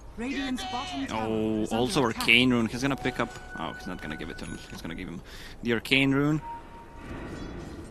Dendi with no bottle, like we were talking about, right? The mid laners going for bottle less and less, more the Magic Wand Raindrops builds, while off laners, Batrider picks it up from the shop, gets the bounty runes because the double spawns nearby as they get in onto mid. The Bat's rotation. Winter Wyvern tries to fly away, but this is not a place you want to dive as Na'Vi. Batrider, Battery Assault in trouble for him, but the Firefly turning the damage back around onto Clock until the cogs send them packing. But it's 2 heroes here that are forced 3 heroes out of lane, and Batrider does still get the kill on the Clockwork with that Flame Break and 4 stacks of Napalm. No one wants to save well played to him, so he just saved himself. He has another Firefly if he wants to go. That's a dead Winter Wyvern. Is that a double kill for General? Oh boy, oh boy, oh boy. He has been slowed down a little bit. The tick damage not going to be there. He does regret his decision. Maybe in trouble as well. Bat trying to juke away from Clockwork. Nice play from Clock, trying to decide which way is what. But General has found a little avenue of escape now. He has the Tranquil Boots, he's speedy. Trying to hide inside the creeps. Tank up as much of this battery assault damage as he can, but Dragon Knight will arrive. Soul Ring's here, and he'll take down the Bat with a click from Clockwork. Doesn't even bother breathing the fire from the DK. Luna kind of suffers in farm. 22 CS, now still 2 minutes left on the night time. They can pressure. Batrider is high level 4, with Night Stalker being level 3. Oh, but Suneko, you found yourself in a really dangerous spot. Gets taken down. Bat and Night Stalker both having to just fall away a little bit, peel off this little area as Bat tries to take a stack. Not sure this is wise from the Clockwork. Does get the Lucent Beam into Cogs. Damage from the Luna, not quite enough. The bottle charges are there for the Batrider, but the final Lucent Beam does swing out. Just enough damage to take him down. In the meantime, though, what are we looking at top lane? Soul Ring, Phase Boots for Tide, the kind of fatter build that he's made a little more popular recently. But Medusa is still pretty much queen of this game, 38 and 16 on Crystallize. Yeah, even with the recent nerf changes to Mask of Madness, it's still a viable, one of the best items you can get on your safe laners, because all of these heroes, Medusa, Gyro, name one more, Luna, they can disassemble it, and they all make butterflies and satanics if the game drags. That they can. Gloves for the Luna. Back into the jungle. The wave is pushed too far up here, it seems, as Tide is taking a bit of a punishing from Mystic Snake now. It's up to level 4. Much harder to just stay in lane and stick inside that creep wave, but he's got the help of Clockwork here. What they don't know is that Night Stalker and Shadow Shaman both coming in from this Bounty Rune area. Tower has the creep wave in front of it, and look at this. 3 heroes converging on the Clockwork. The Observer Ward gives them all the vision they need. Now the Ravage, though, coming down onto 3. Night Stalker getting beaten down by the Dragon Knight, who makes the TP rotation in, but you look at this. The Void and now the Urn from Night Stalker onto Clockwork. Is he going to tick down from this? It looks like he'll get the TP back home. Tango. And Tranquils as well. We're coming back up off cooldown. Wyvern, nice little steal on the Bounty Rune there. 10 seconds cooldown on Arctic Burn, though. Goes for a TP. Now Winter, the Crypt Swarm was coming off cooldown very quickly, but unable to get that kill on Wyvern. Batrider, bottle into drums. Luna, what's she like on net worth? 3,000. A good 500 to 700 behind the counterparts and the enemy team. Have they built any stacks up here for the Luna? It doesn't look like they have, so in the next, what, 3-4 minutes? Oh, there's one little stack over there. But... yeah, that's for Tide Hunter. Honor me. Wait.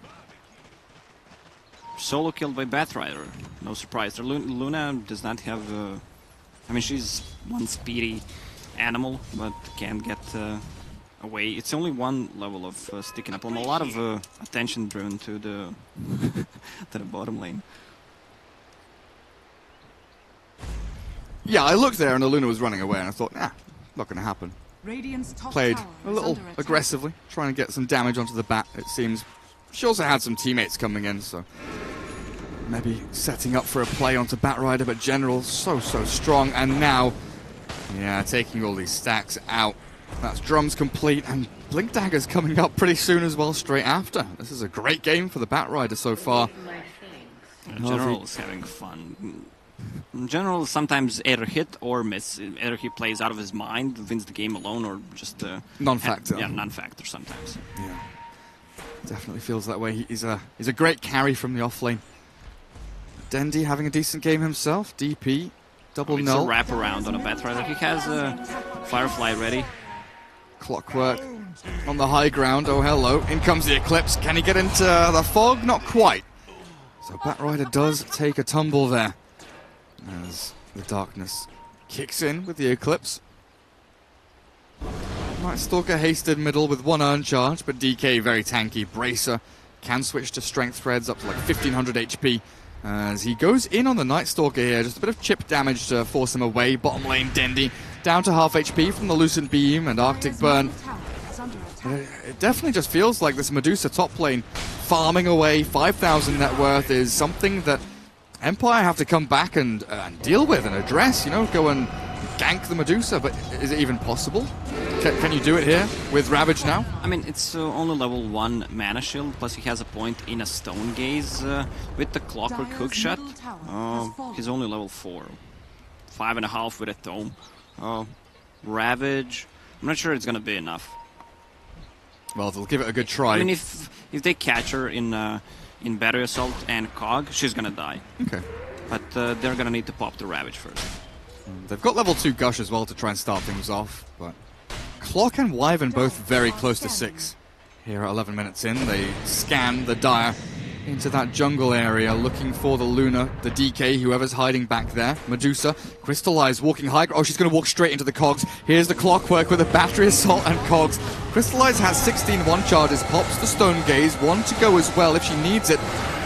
The Medusa, slowly but surely, getting away from this initiation. They didn't get in range with the Ravage, thanks to that 1 value point, it feels like, in Stone Gaze, since we don't really see Medusas go it before like level 11 or 12, but it pays off massively there. It pays off. Just having that 1 extra escape mechanism, if they go for you, can change the things around. So she didn't die, she will farm. Meanwhile, in the bottom lane, they managed to take down Luna. This Luna is kind of in a bad spot, still no Mask of Madness on her. Arcane Rune again bottom. General. Lucky little man. Dendi. Did he finish off the Yules? No, he's going for... he's got the Yules on the Courier, and then he's going Veil as well, but he's caught by the Clockwork here. The first hookshot of the game. Not quite enough just yet, but with the help of Tidehunter, in comes Grostic, and Dendi will fall. Yules was on its way out, but he just pushed that 1 wave extra, maybe not expecting that hookshot to be coming his way. We saw 1 Ravage so far on the top lane. It was not very effective. Na'Vi have one big ulti in terms of DP, where you want to team fight, maybe Rasta as well. It feels like they can kind of cycle the ultis though, like, you know, Serpent Wards for a tier 1, then Exorcism for a tier 2, or tier 2 then tier 3 if you want to look at it that way. I mean, even if the Serpent Wards are on cooldown, they can still take a fight easily. Looks like Empire trying to defend this mid lane. Good Winter's Curse brings down Suneko, but Roger wants to battle. Deny on the tower from the Luna as Night Stalker up onto the high ground, flying and flapping his wings. In comes the Tide and Clockwork, crystallizing all sorts of problems. Trapped in the Cogs, and this Anchor Smash will aid them to victory as the Tide does still hold the Ravage. Batrider's coming through. Ravage is there, holding the 2 back away, but I don't know if Empire can chase on forward unless the... Oh! Really? Whoa! In come the Ancients to help them get another kill. Desecrated. Literally. Oh, that's really unfortunate. So now Luna has the Mask of Madness. Ancient Prowler Shaman, you bastard. Now it's a good time for Na'Vi if they want to take a fight. No Ravage. They have DP ulti up. Time to go and run at them. Backstab from Roger. I think he got spotted by the creeps. He did indeed. They ping him out. The 2-man silence, but no real follow-through as this Arctic Burn might be enough to send the Night Stalker to his grave. No follow-through, though. Empire playing patiently. Not overcommitting. Like you said, there's no Ravage. No need for them to go in too deep. They can come back, farm some jungle camps. Unfortunately, you know, still no stacks for the Luna with that Mask of Madness to clear. Batrider needs to get his Blink Dagger up before they actually take another fight. Also DP should get to level 12 for the double spirits, 16 instead of 8. Feels like that's what they need, is a big DP ulti. Not really seen too much from Dendi in these team fights. 0, 1, and 2 on the Death Prophet. Empire do lead by a little bit in net worth as they try and catch the bat, but not launching a hook shot just yet. Lost the vision. They want to give up for now. Tide Hunter is just too fast with the phase boots and drums build. Phase drums, cloak. Yeah, plus Fionn has 25 movement speed talent. Oh yeah. That's going to allow him to catch up to Batrider here. What's he on now? 395, and then with phase boots, what's he? 450. 489. 490. Jeez. Speedy little devil. Batrider does slip away 150 well, from that was the blink. Quick math for me. 450, 450, but not correct, but still fast. Yeah. Speed is good. Accuracy, who cares? So Luna's found a way back into this game. Couple of fights. Bit of farming here and there. Dire do scan top. And Dendi not getting involved still. He has hit level 12, so that ulti that you wanted has arrived. The 5-man push, though, coming out from Empire seems incredibly strong with a Ravage. Dendi wanted that level 2 ulti more than me, to be honest. Yeah. He's just been farming away. No defense of the tier 2. Bat has the blink, so the pieces of the puzzle being put together here by Na'Vi. It feels like they've got some tools that they can use, but it still feels like they need maybe a little more on this Medusa to be able to go into a fight against Ravage, against DK ulti. And you see now this Clockwork has a full blade mail completed. A guy that was, what, level 4.5 at 11 minutes. 17 minutes in now, he's closing in level 9, but the blade mail urn up against DP Bat going to be incredibly potent, as into Roshan they go. First Aegis of the game.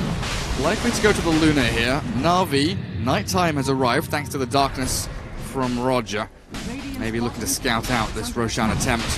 Even if it's nighttime, Empire still has good night vision from Winter Wyvern and Luna. Oh, this is close. Blink in, the Ravage is there. Tide will catch the Bat and the Night Stalker. The Aegis taken by the Luna, very quick.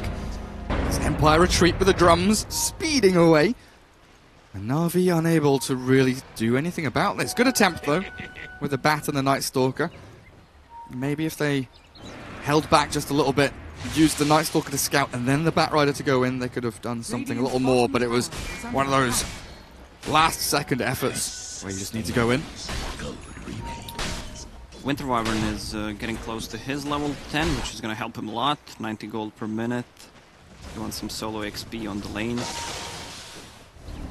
They do catch the Luna top, though. Aegis popped. Have they got the lasso still? They do, with a Blink Dagger as well. They'll not jump in with a Bat just yet as the DK sprints forward. Exorcism is out from Dendi, and there's no Ravage, remember. That was used in the Roshan pit, so they chase on forward. Stone Gaze is there, and now the lasso with the damage from Dendi. They clear up the DK. In comes the Eclipse. It looks like it's a lot of damage, but Dendi had to Yule Scepter up into the air. Now they're getting the Medusa online. A 4-hero absolute stomp of this fight as Na'Vi look for the 5th. A triple for Dendi. He's dying to tower, but they tank it up with a Shadow Shaman. Well played, as Na'Vi come out in this fight looking like they were at a severe deficit.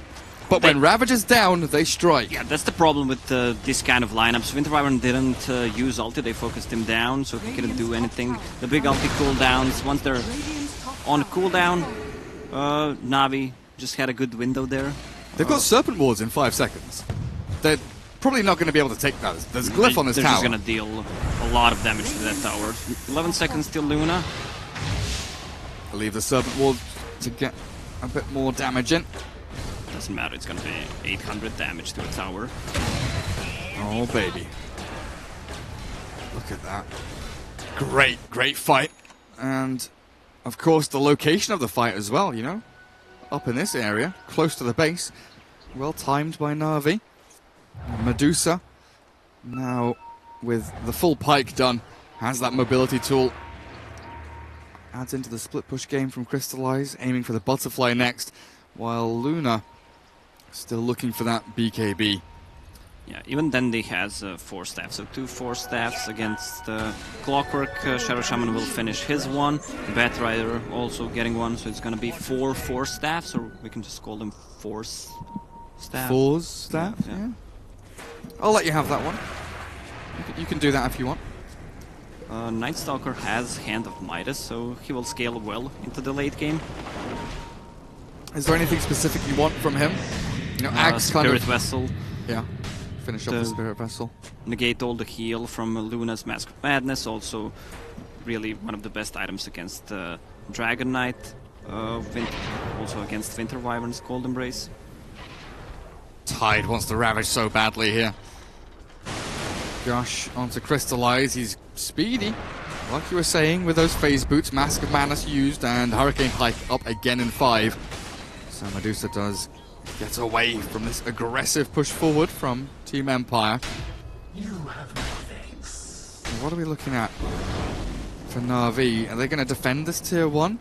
It's just a tier 1 tower.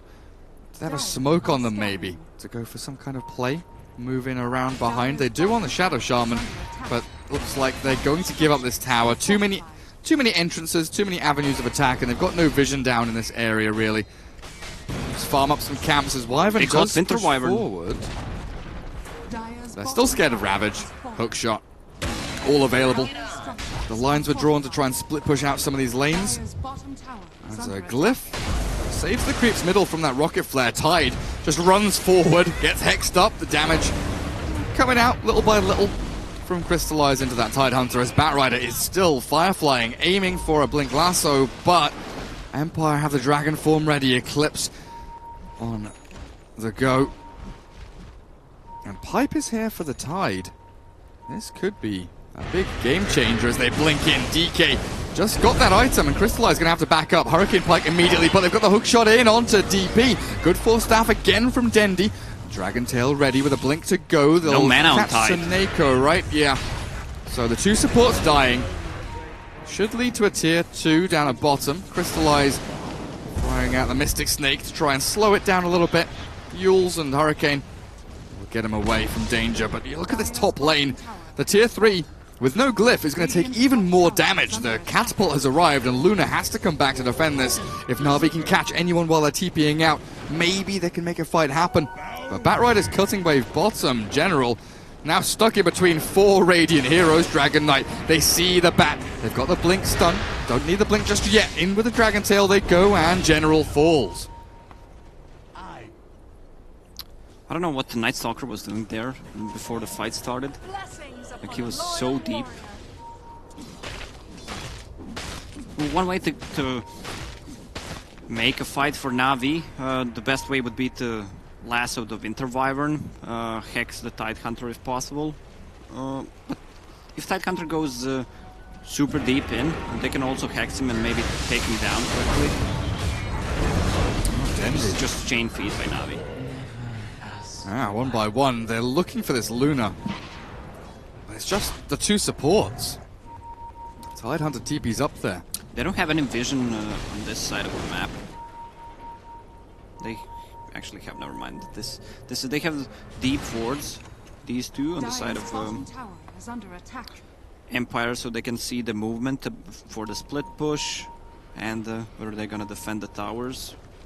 But Empire is the one who's being aggressive, so not really worth it. Roche may respawn in a minute and a half. Empire just running down lanes. Tower by tower. BKB for Luna, there it is. Comes out.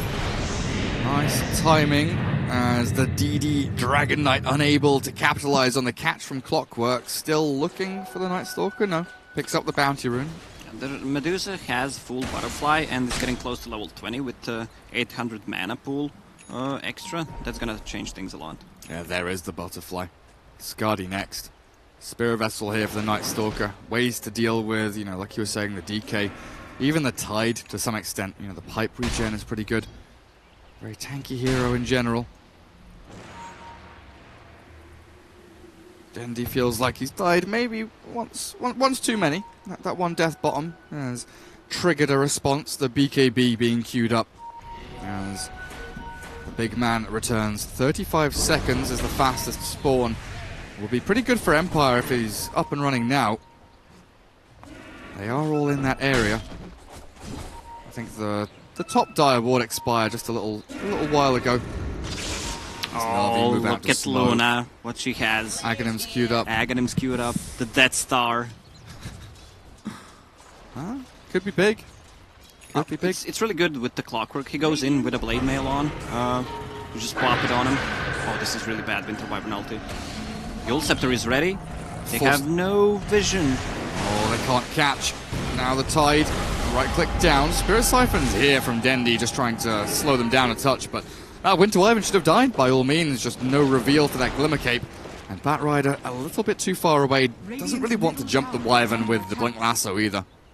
They know where the Bat is. As Na'Vi, 1 minute 10 seconds for Roshan. This could be important for them to take this tier 2 and get some good wards down, you know, replenish the ones watching out for the smoke ganks from Empire. What I feel about these qualifiers and in Dota in general in the past couple of months, it feels like one team goes, tries to siege the tier 3s, then the another team comes and then they siege. He blinked away from the projectile. He dodged the stun. The DK doesn't get anything done, and now the BKB from Luna wasted completely.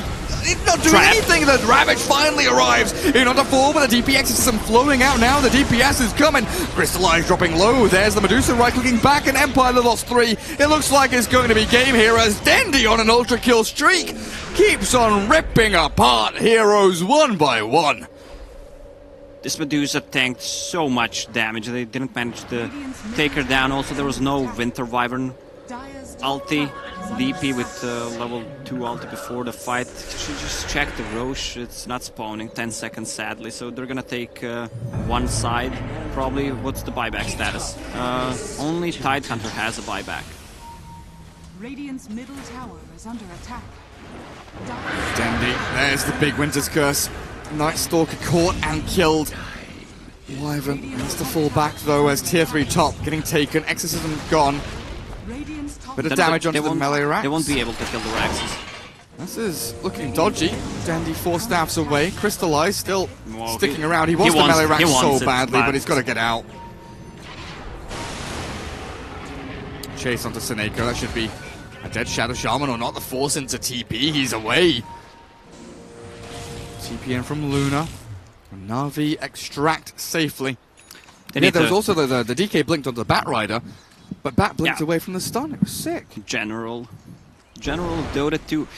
They need to go to the Roche right now. There's still a minute before Ravage and 30 seconds for the next Winter Wyvern ulti. Oh, Arcane rune on the bottom. How long to 50 for Ravage, 30 for Eclipse. Darkness has arrived. Dire scanning on top of themselves. Make sure there's no one lurking around. And now you've got Blink and Force on Batrider. This could be the end of Luna. Like we saw in that previous fight, even just Stone Gaze defeats Luna through the BKB. If you get a Blink Lasso before she gets anything else done, she's going to die as well. They have a gem for that Glimmer Cape on Winter Wyvern as well. Who's holding on to it? Bat. The battle over Roshan. The dodgy dance around the pit begins. Both teams posturing across the river from each other. Like North and South Korea here, the demilitarized zone in the middle. Just need some fences across here with some barbed wire. Need some, gun turrets up here aiming across the river. Smoke does pop, and I think Empire know the Na'Vi are lurking around behind the Roshan pit, but the full sweep through the shrine, the backstab, may be unexpected here. Empire not in a position to defeat this as DK blinks into the middle of all of them. Oh, this is a disaster. Gets 4 staffed away a little bit by the clockwork. In comes the Ravage from Tide, the Blink Lasso. Now Winter's cursed up. The Batrider getting taken down by his own teammate. Crystallize brings him to his knees. The Glimmer Cape does come through. The gem somewhere on the floor and sentries being placed down. Empire still falling like flies though, being right-clicked by Crystallize. TP's out one by one as the shrine popped, and Winter Wyvern will be the one hero from Empire to fall. They were all so incredibly low though. Forced to get back to Fountain. Somehow the DK escaped. I'm not sure what happened there. Everyone so low, only 2 casualties. Navi should regroup. Do they have a shrine ready? Yes, they do. If they want to pop it, regen some mana. Nightstalker actually got that gem. So no Ravage, no Winter Wyvern ulti. Still Eclipse is up.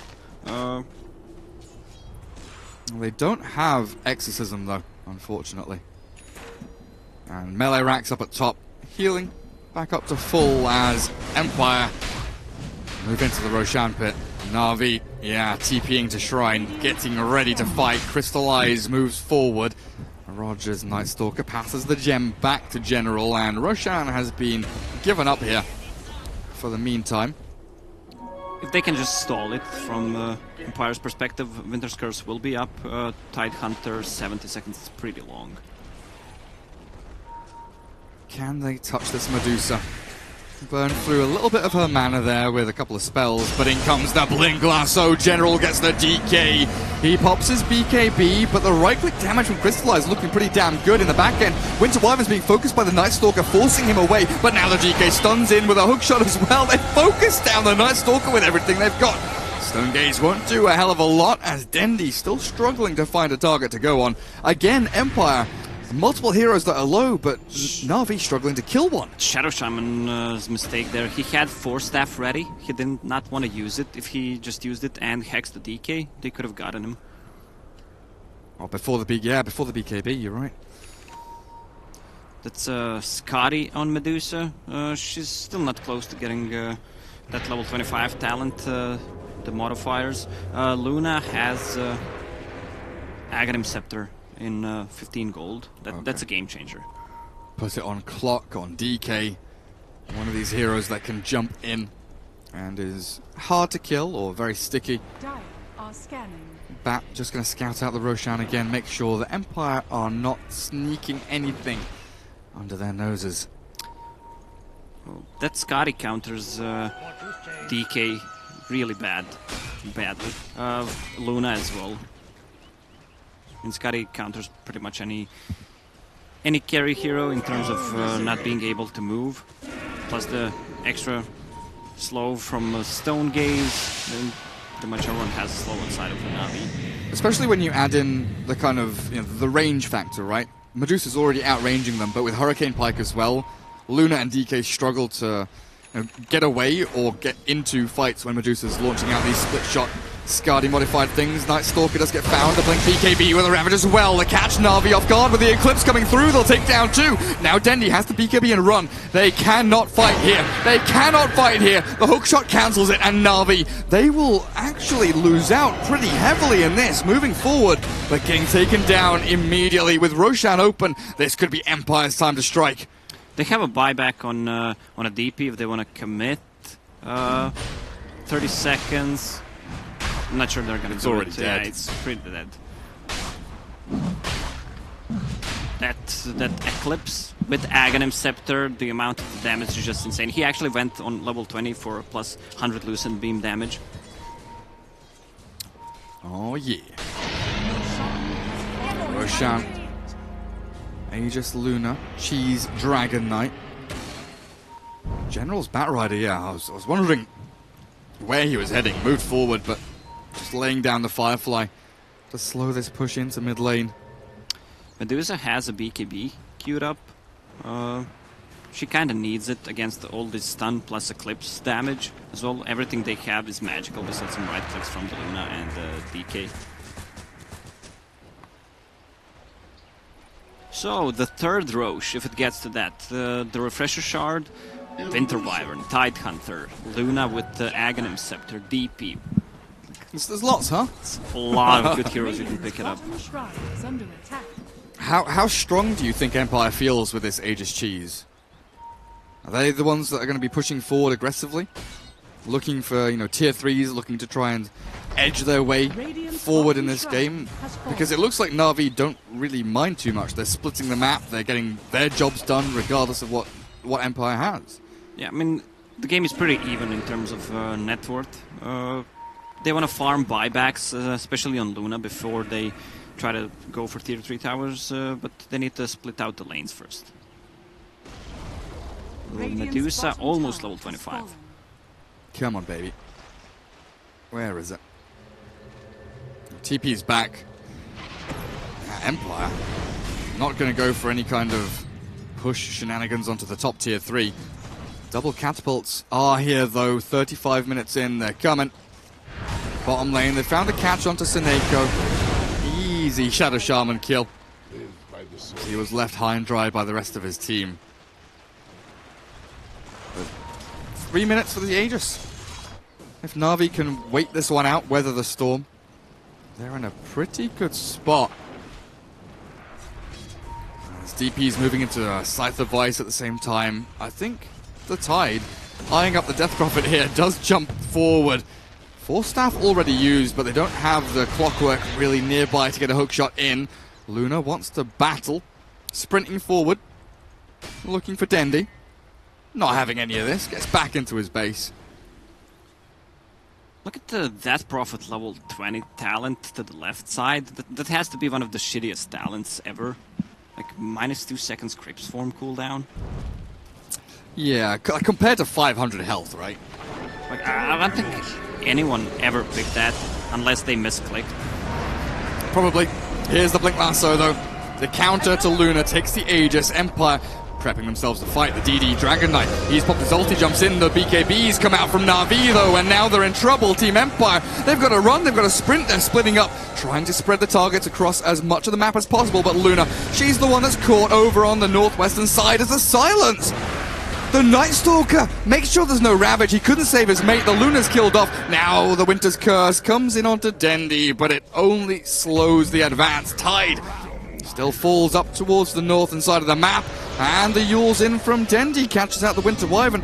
And this is what I was scared about. Even with Aegis Cheese, it still feels like Na'Vi has the upper hand with this draft. Oh, he's sitting on a ward. Back and forth, baby. Back and forth all the time. Bye-bye, Winter Wyvern. See you next year. Mid lane now, Medusa. Let me get up onto high ground, silencing onto the Clockwork there. He pops his Blade Mail, but he's being just right-clicked through with a Skadi slow. DK in focus, no BKB for 15 seconds. His ultimate wears out. Does get a Glimmer Cape to save him though, as the Serpent Ward's dropped. On top of this high ground mid, Crystallize running out of mana, but has a BKB in about 10 seconds. The Eclipse will come through, and Medusa being burnt down, but the double Force Staff gets her back to safety, barely 30 HP. The hook shot clears her up, and now Na'Vi, the back and forth continues. Empire come out with a couple of juicy kills. Another tier 3 did fall as the range rack's being pummeled. What's with the Dota? It feels like it comes to that, who's gonna make more mistakes? Who can throw better? Who's going to step over the line and give away a kill that turns into the domino effect that spirals out of control? This previous fight feels like the fight that Na'Vi wiped them. Luna had the Aegis, they went on her, killed her 2 times, DP pops the ulti. After the synergy they have with Medusa's Stone Gaze, the bonus physical damage is 50% and DP ulti deals physical damage. That's pretty nice, huh? Blink Lasso, Winter's Curse onto Batrider though. Luna should be okay with the Blink Ravage as well. Team Empire, they're deep in the base. Here comes the Luna's BKB, but there's no ulti from her. Now Medusa launches out the Skadi shot, slowing them down, but the Stone Gaze won't hold them in place. A Cold Embrace, it buys time, but very, very barely. The inevitable was coming, and 2 heroes will drop here for Empire with no buyback on Luna for 90 seconds. The sentry comes out late, but this could be the end, as Luna has no buyback at all. They're going all in. Dendi has enough gold to buy Hex. Needs 100 actually. He's the only dire hero with buyback. But I guess if you're in this position where you're looking to just pretty much end the game, is Night Stalker going to try and cancel TP? Yeah. They don't need Night Stalker in this fight, so he's just gonna. Okay, Tide has 3 seconds cooldown on port. Yeah, it looks like he's still going to get found by Night Stalker though. Mid lane Rax dropping very quickly. Exorcism is there. The Tide is just running back to base. He's going to have an Invis rune, and now he can come back home. No reveal on the Night Stalker. They swing down towards bottom lane, though, with the Serpent Wards. Top lane still open. That tier 3 was the first one to fall, but the Rax is still standing as they blink in with the Dragon Knight. Stun forward onto the DP as well. There's no Ravage or any ultis, really, for the Radiant team. And Death Prophet just turns around. Spirit Siphon back up to full HP. Don't mind if I do. Thank you very much. Batrider does get taken out in the middle of 4 Empire heroes, but the Rax, the damage has been done. 2 full lanes, it looks like, will be the damage dealt in the end, as Na'Vi might look to turn around. DK ulti popped here with a Stone Gaze now. Turn around. There we go. Winter's Curse. Night Stalker getting clicked, but the Force Staff back from Seneko keeps him alive a little bit longer, but it's the Eclipse that'll try and do the big damage. Crystallizes BKB. Holds the Medusa in place. Alive through it all. And, be right back. Oh yeah, 60 seconds. See you in a bit. Dendi stuck around too long, but still has the buyback available. 2 lanes of Rax, is that enough? If they can catch Medusa, she does not have a buyback. Do they have a Vision Clockwork? Hookshot ready? Scan missing out. She has no TP scroll. Winter Wyvern. Nah. Keep on running. Woo! Running from my time. 2 sides lost from Team Empire. When's the Roche spawning? May respawn in 20 seconds. I'm going to put the camera on the Roshan. It's gonna spawn now. Once Tidehunter gets in. 10, 9, 8, 7. What do you think? 1 minute. I think 1 minute 23 36 seconds. You think 36? Yeah. Okay. I'm 123. You're 36. And our survey says 130. Oh yes. Oh yes. All right. You won. I'll give you credit for that. Do I win a prize? Let's just a gem on the floor. I'll have the gem. It's fine. Oh, DK Mjolnir. Static charge up on him. The Batrider. Oh, jeez Louise. What's happening here? Caught and killed. They know no buyback. He does not have a buyback. Yeah. Still Empire. Scared about pushing high ground into this Dusa. She's going to have a Daedalus. If she can get the courier across to that secret shop, Crystallize will output a huge amount of damage. Medusa has a full Daedalus. Ooh, if chicken doesn't die. Opa. There's a gem as well in the chicken. There's lots of stuff. They have a vision. Oh yeah, so they do. They see it all. I mean, is Dendi going to finish his Hex as well? Because they don't have buyback, so they may as well just buy everything, right? He does not have enough gold yet. Oh yeah, you're right. Quick math. Yeah, you are correct, as always, Mr. Lacoste. Smoke in from Empire. Can they find the jump? Oh, that smoke from Na'Vi, spotted by the Observer Ward potentially. In comes the DK, they get in onto the Dusa. No BKB just yet. The Winter's Curse will hold them back as the Courier dies. Shadow Shaman falling very low. He's got Serpent Walls to throw, though the Eclipse will finally come out. And Night Stalker being stunned. The mini-stun can't move. They can't do anything, but it's the Medusa who will hold them in this game with a Blink Lasso from Batrider finally coming through. It's Na'Vi that will get a double kill and clear Empire off the face of the frickin' map. Luna doesn't stand a chance as she has to run away, and Tide blink in a second, but the ghosts, they hit him and he's dead to rights. Empire losing 4 heroes in quick succession. That Luna ulti looked really big, but the BKBs from Na'Vi just a little too much. Only DK has a buyback. 70 seconds for 3 heroes. They can just go and end the game. Luna has no ulti for 100. They had 2 buybacks a second ago, I'm sure of it. I think Tide bought something. Unless I'm going insane? Maybe I'm insane. This is the last set of Raxes. Mega creeps coming. Where's buyback? our creep wave? Backdoor protection. Buyback protection. Fuck. Buyback protection. Old Necro Ags. Buyback protection. That's actually Reaper sight from Necro in the patch a year ago. GG is called. Yeah, it's over. Game 2. Na'Vi 2-0 up in his best of 5.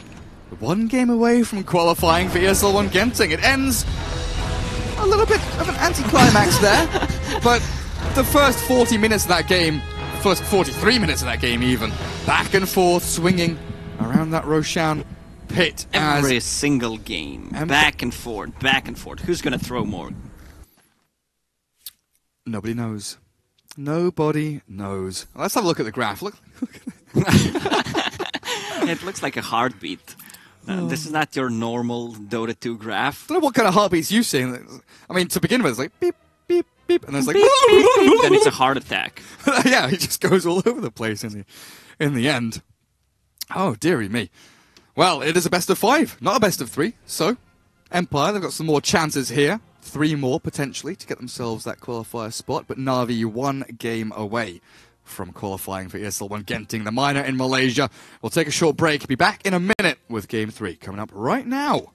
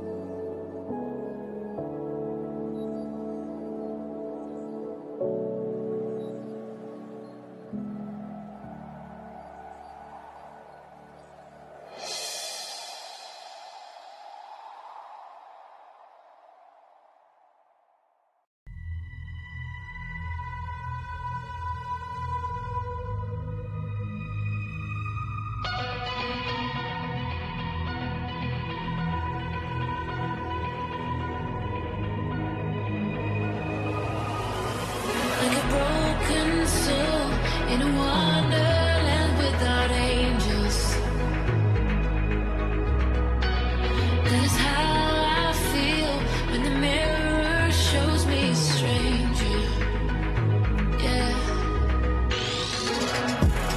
And I know they're just fragments of a world where your absence all I get to see.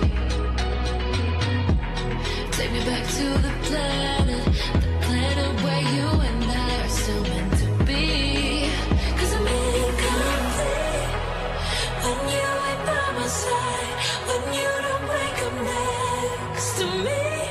Yeah, I'm incomplete. I need you here tonight to cover up these empty sheets. 'Cause I'm incomplete. Yeah, I'm incomplete. I'm incomplete. I need you here tonight to cover up these empty sheets. 'Cause I'm incomplete.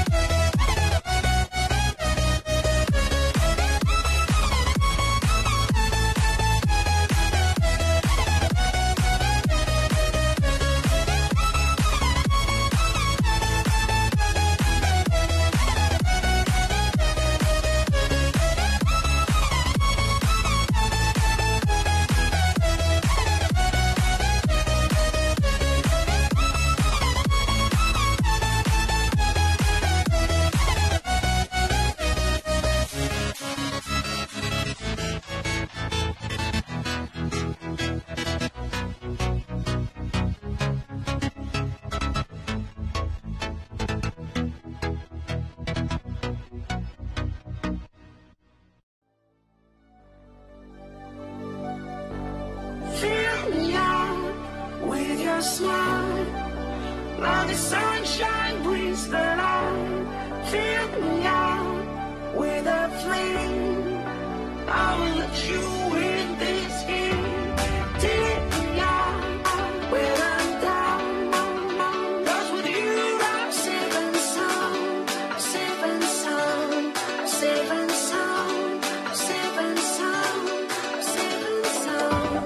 Safe and sound. Safe and sound. Safe and sound.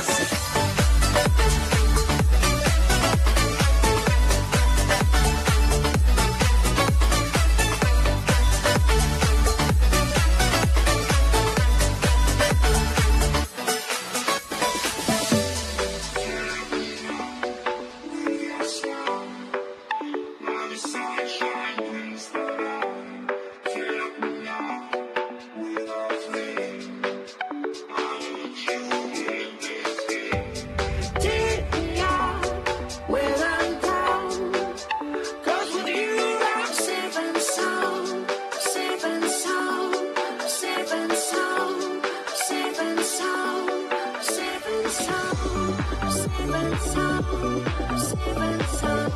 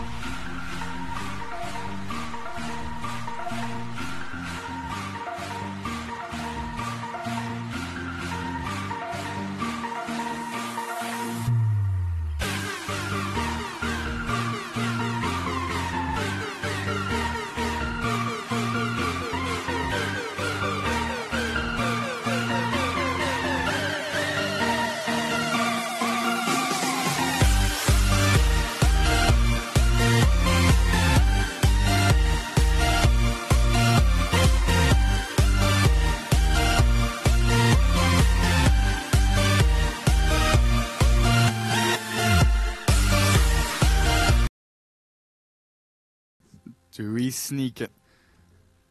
There's also Medusa. Banned out. Banned, indeed. Alongside the Dire Chen. team pick. There's a gyro. It took them a little while, but I mean, that's a silent classic. Get their hands on the gyrocopter. Used to be the best gyro in the world for a long time, back when he was on Empire, on that original iteration. Original Empire, 10 huh? seconds remaining. That was a long time. It's like 3 years ago now? 4? It's ages 5 ago. seconds Jeez. remaining.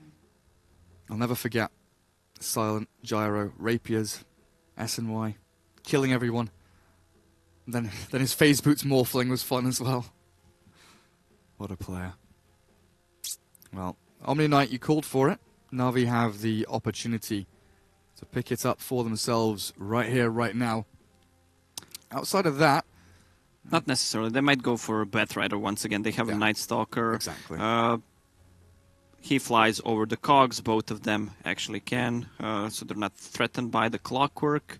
Also, DP is still in the pool if they want to go for it. Don't fix what's not broken. Chinese teams, especially Vici, loves to play it. Sometimes they even pick it in the first stage because they play well around it.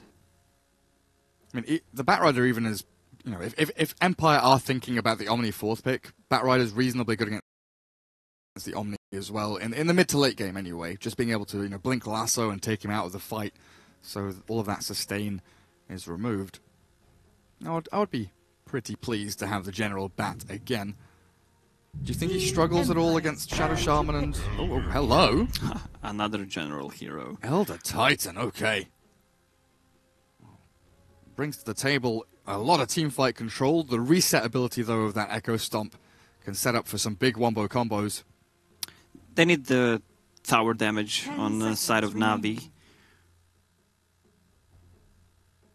5 seconds A remaining. few options they can go for. Still looking for that one-roll hero. Could maybe leave Dendi's hero till a little bit later. I mean, do we see much Sven from Na'Vi? I don't recall. I feel like Crystallize is more the Agi carry guy. You know, Weaver, Morphling, Gyro. Crystallize has been playing extremely well Dire team in the past month or two. Well, there is the Omni. Well, they embraced the opportunity to get the Omni Knight. Razor is banned out, so a lot of team fight potential with what they have right now. 10 seconds remaining. And into the fourth pick we go. 5 seconds remaining. So during the night time with this NSET, a fair amount of ways to catch people out. Good roaming power as well. You know, Elder Titan's one of those offlane heroes that can definitely kind of rotate around the map as Void comes out from Crystallize. So they've now got a combo between their offlaner and their safe laner with Chrono and Earth Splitter. They might pull off the Invoker combo with the Faceless Void and the ET. Not the best laner. 10 seconds remaining. Let me just check what else is there that can 5 seconds remaining. do really well. Even Queen of Pain. Puck? Can work, not the best one. A lot of magic. Again, it feels like they still need someone that can help the Void hit buildings. They're lacking some kind of, you know, overarching just damage output. I mean, DP is still in the pool if they want to go for it. True. Very true. They can even sneak in the Pagna. Helps a lot against these hero board. Deals a lot of damage, especially to Shadow Shaman. And they need a hero in the mid who's more of active early on. Oh. A few options out there. Viper is in the pool. Maybe not so good against the Omni Clockwork, but you can buy Force Staff, Corrosive Skin, pretty decent against the Gyro. And a ranged attacker to get inside that Chrono. Fifth ban from Na'Vi. Mid-hero for FN. Could a puck work for Empire? But a teamfight catch. Help the Gyro get a good cooldown. Silence against the Void is huge as well to stop that time walk from jumping around in fights. Yeah, they could use a silence hero or someone that can build into a silence. Maybe Storm Spirit for Team Empire, not the best in the early laning stage. But as it gets later, Chrono is the only thing. He can dodge Dire it. Team pick. Team Empire's turn to pick. That's the Viper for Na'Vi. That's a good call. What do you think about the DK ban? So they need... That's just tanky and annoying, but if you're picking Viper, worrying about the DK? He doesn't get destroyed in the lane by Viper. Later on, the Nether Toxin's annoying with a break, but yeah, I guess you're right. If you're grouping up as 5 as Empire and you've got repelled, like a repelled Dragon Knight hitting your tower is just impossible to go on, even with a Chrono. Yes, Puck is out of the option. What on earth does Empire go for? They've got no time remaining, like an OD or something? Yeah. You may now select your heroes. There really weren't that many options, right? So you need someone that can hit a Void and a Viper, who has some kind of, way to deal with these tanky, annoying heroes. Yeah, repel the OD seems scary. OD early on does well in the laning stage against the Viper. Later on, it just falls off. Plus, with the OD pick, they have a save for Faceless Void's Chrono. So they have a double save if Omni and OD just split up in a team fight.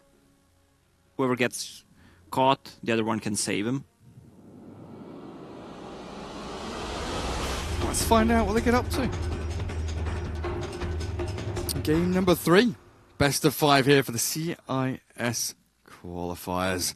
ESL 1 Genting. If you're wondering, in Singapore they pronounce it Genting, which is bad and wrong. In Malaysia, Genting. Prepare for battle. Let's get ourselves underway. Crystallized Faceless Void.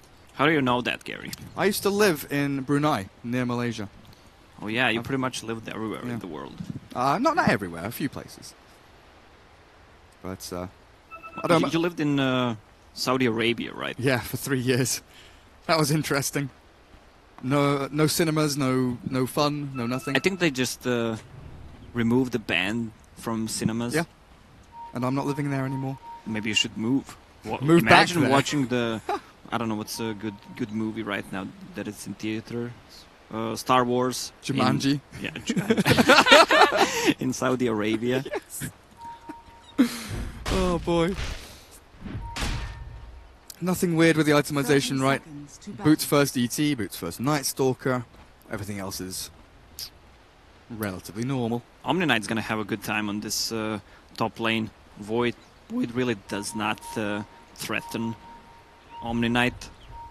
Witch Doctor, Night Stalker. Night Stalker is gonna be helping out Elder Titan or just harassing mid. So Omni is gonna have a good time. Yeah, and he's even going to get a bounty rune here, potentially, forcing Crystallize back. 1 for Omni, 1 for the OD. Split right and left again. Start to see this more and more often now. ET and Night Stalker both down at bottom. Gyro, Shadow Shaman are like, oh god, these 2 strength heroes, get out of my lane.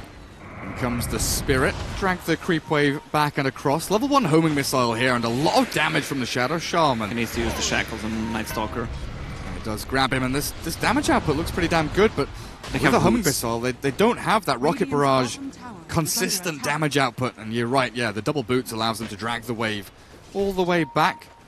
Another shackles here from the Shadow Shaman could maybe stop them, but Spirit will aggro the creeps yet again. And is up at top. We'll see that Maledict you've been wanting, the Witch Doctor, for quite some time. You know, Maledict's very good against these tanky strength offlaners. Get the right clicks in, zone them out of lane as much as you can. Yeah, the lane's gonna push. Can they reset this? Oh no, only 1 melee creep in there. That's kind of sad. Seneko taking a battering from the Omni as Clockwork finds the ET down at bottom with Cogs. Cogs plus a couple of right hits plus a shackle from Rasta. I love the build on Rasta. Tangos. Where is he? Well, Omni's dying top lane. We'll catch that one, and now we'll look at the Rasta. Oh, he's got TP. Don't forget that. That's a free one. I don't care. He still has it. Does that count as your net worth? No, right? I'm not sure though. Who knows? Who cares? Doesn't matter. Doesn't matter at all. Maybe it does for the Shadow Shaman, who's going to be down at the bottom for the majority of the game. Elder Titan stacking up the waves once more. Clockwork is here to try and trap him with cogs, but the speedy ET with boots, like, dancing around. Come on. He's gonna die eventually. What's happening? What's happening? This is wrong. The Dire doesn't get 120 gold each. Yeah. 600 gold. You can see the fight recap. It actually doesn't show any money going to anyone. That's wrong as well. Crystallize and Seneko doing a really good job, though, dealing with the Omni Knight, as they will TP Clockwork up there to try and give him an easier time. Level 2 on Clock with Tranquils, thanks to that ET dying down at the bottom lane. So he's going to be able to swiftly move in on top of the Witch Doctor, but you can see Seneko kind of ready for this, has boots up and running already. They've allowed him to farm those up. That's what I talked about, the mid lane. Oh, top lane. Are they trying again? It's just level 1 Maledict, right? Yeah, he's good. At one point, OD had 8 CS and Viper had 0, but Viper's gonna catch up. 15 and 6, so that's 13-0. No denies on OD, even with Astral. Still finding it very difficult to do that. Now bottom lane, trying to get in from the left-hand side with the Clockwork behind these trees. A Shackle could start things off. A 1-1-2 build here from the Gyro, but in comes the two-man stomp. A TP from the Witch Doctor. Cask onto the Gyro. They've got the damage output as well, but he can't run back into the trees. A nice little pick-off there as the Clockwork tries to get in on top of the ET. Shackles come out. Witch Doctor looks to turn it back, but he doesn't have Cask. You're absolutely right. The ET will drop for this.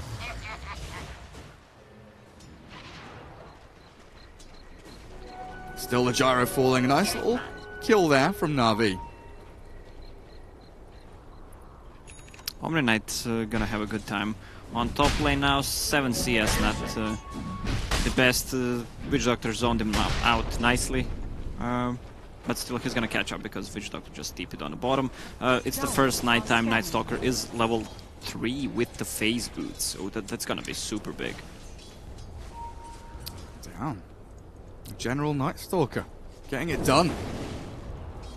A double null OD mid. He's being eyed up by the ET. There's also the Clockwork. We're back into the 2v2 mid. Oh, add another one. 2 + 1, 3. Minus the ET potentially here. Gonna get the Shackles in from Shadow Shaman. Well, that's an easy kill, surely. There's no way the ET gets out. One more hit. FN will secure it. A little bit out of position. He was waiting for his Witch Doctor to swing into the mid lane as well. A little bit delayed there as Seneko ran from Fountain with a smoke. Now aiming down towards bottom. As these Radiant supports just trying to open up the map a little bit more. Void's getting a lot of levels. Level 5.5. Once he gets to level 6 with the rotation from either Witch Doctor or Elder Titan, they can score a kill. What is Viper sitting at? 24? The 12 denies, though. Yeah, that's a lot of denies. Like, level... yeah. Oh, poor OD. You've got Viper Strike. I mean, OD, no Astral just now. Throws it there to try and save himself from the damage. He will succeed at staying alive, at least for the meantime, as bottom lane. They are eyeing up the Gyro. Cask thrown with a Maledict out, but no bounces as the Gyro did get away from the catapult spread out. So the little coconut wasn't going to cause too many issues. Void is level 6. Has a TP scroll. Oh, Shackles with the battery assault, but a sick two-man stomp. They turn back onto the Rasta. Easy pickings here as they bring him down. The Gyro arrives with a homing missile, aiming for General's Night Stalker. They'll bring down the Witch Doctor easily, but the OD hasn't cast Astral on anyone. The ET walks it off. It's level 1 Astral. Oh, you're right. He didn't get close enough. It is very short range on that Astral. Just look at that. It's tiny. Tiny range. Gyro. maybe going to get caught here. Void forward now, just gets a raindrop charge popped. 3 remaining. As the aggressive tri-lane continues, Witch Doctor arrives again. Clockwork slowed down as his retreat is stopped here by the Night Stalker trapped in the cogs. They got the sleep onto Gyro. They have a shrine ready. 3-man shrine. What up? Easy healings. Dendy has a double damage rune middle lane. Okay. Clockwork TP's in. This is going to be interesting. DD expires. He slows the Clockwork to make sure that Tranquils are cancelled and the Cogs battery assault doesn't get too much in his face, but they still close the gap. Now ET, Spirit into Stomp, slows down 3 of them, or sleeps up 3 of them, but they still have the Purification and the damage from the OD in onto the Viper. Now it's an absolute slaughter in this fight. They've got the cask bouncing, but the Clockwork survives, sprinting away from the ET.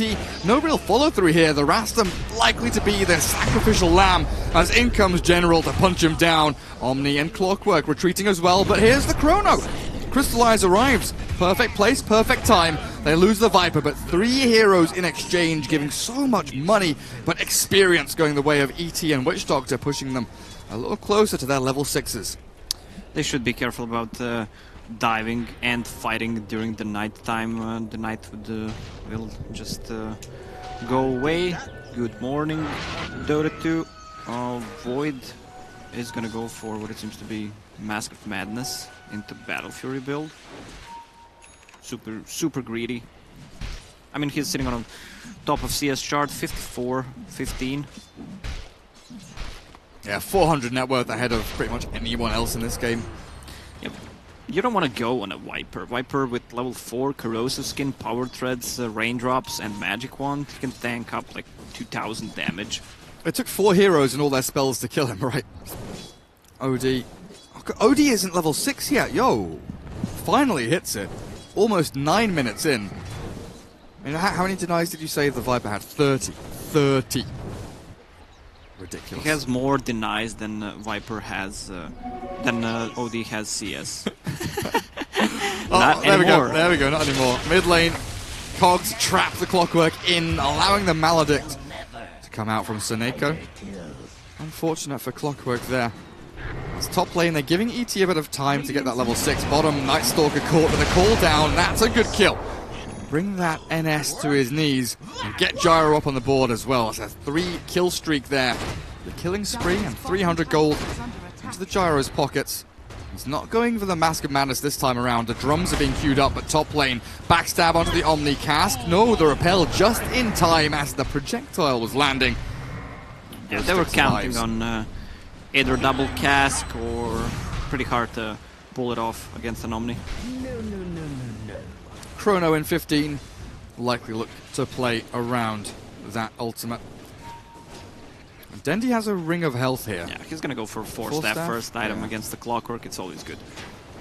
And there's no reason to go for a Hood on Viper, and especially not in this game, really. Plenty of pure damage that negates all of that nonsense. Gyro and Night Stalker having a bit of a scrap here. The Rocket Barrage going to be enough to send General across to the rune spot, but Homing Missile donks him there. Regen rune, bot spawn. Deny? No? Shackles? Hello. In comes the rest of the team. Debated. Hex is there, and Rocket Barrage. Oh, there's no mana. Now he has it. Picks up the regen. He's got a cooldown. Ah, that's the kill.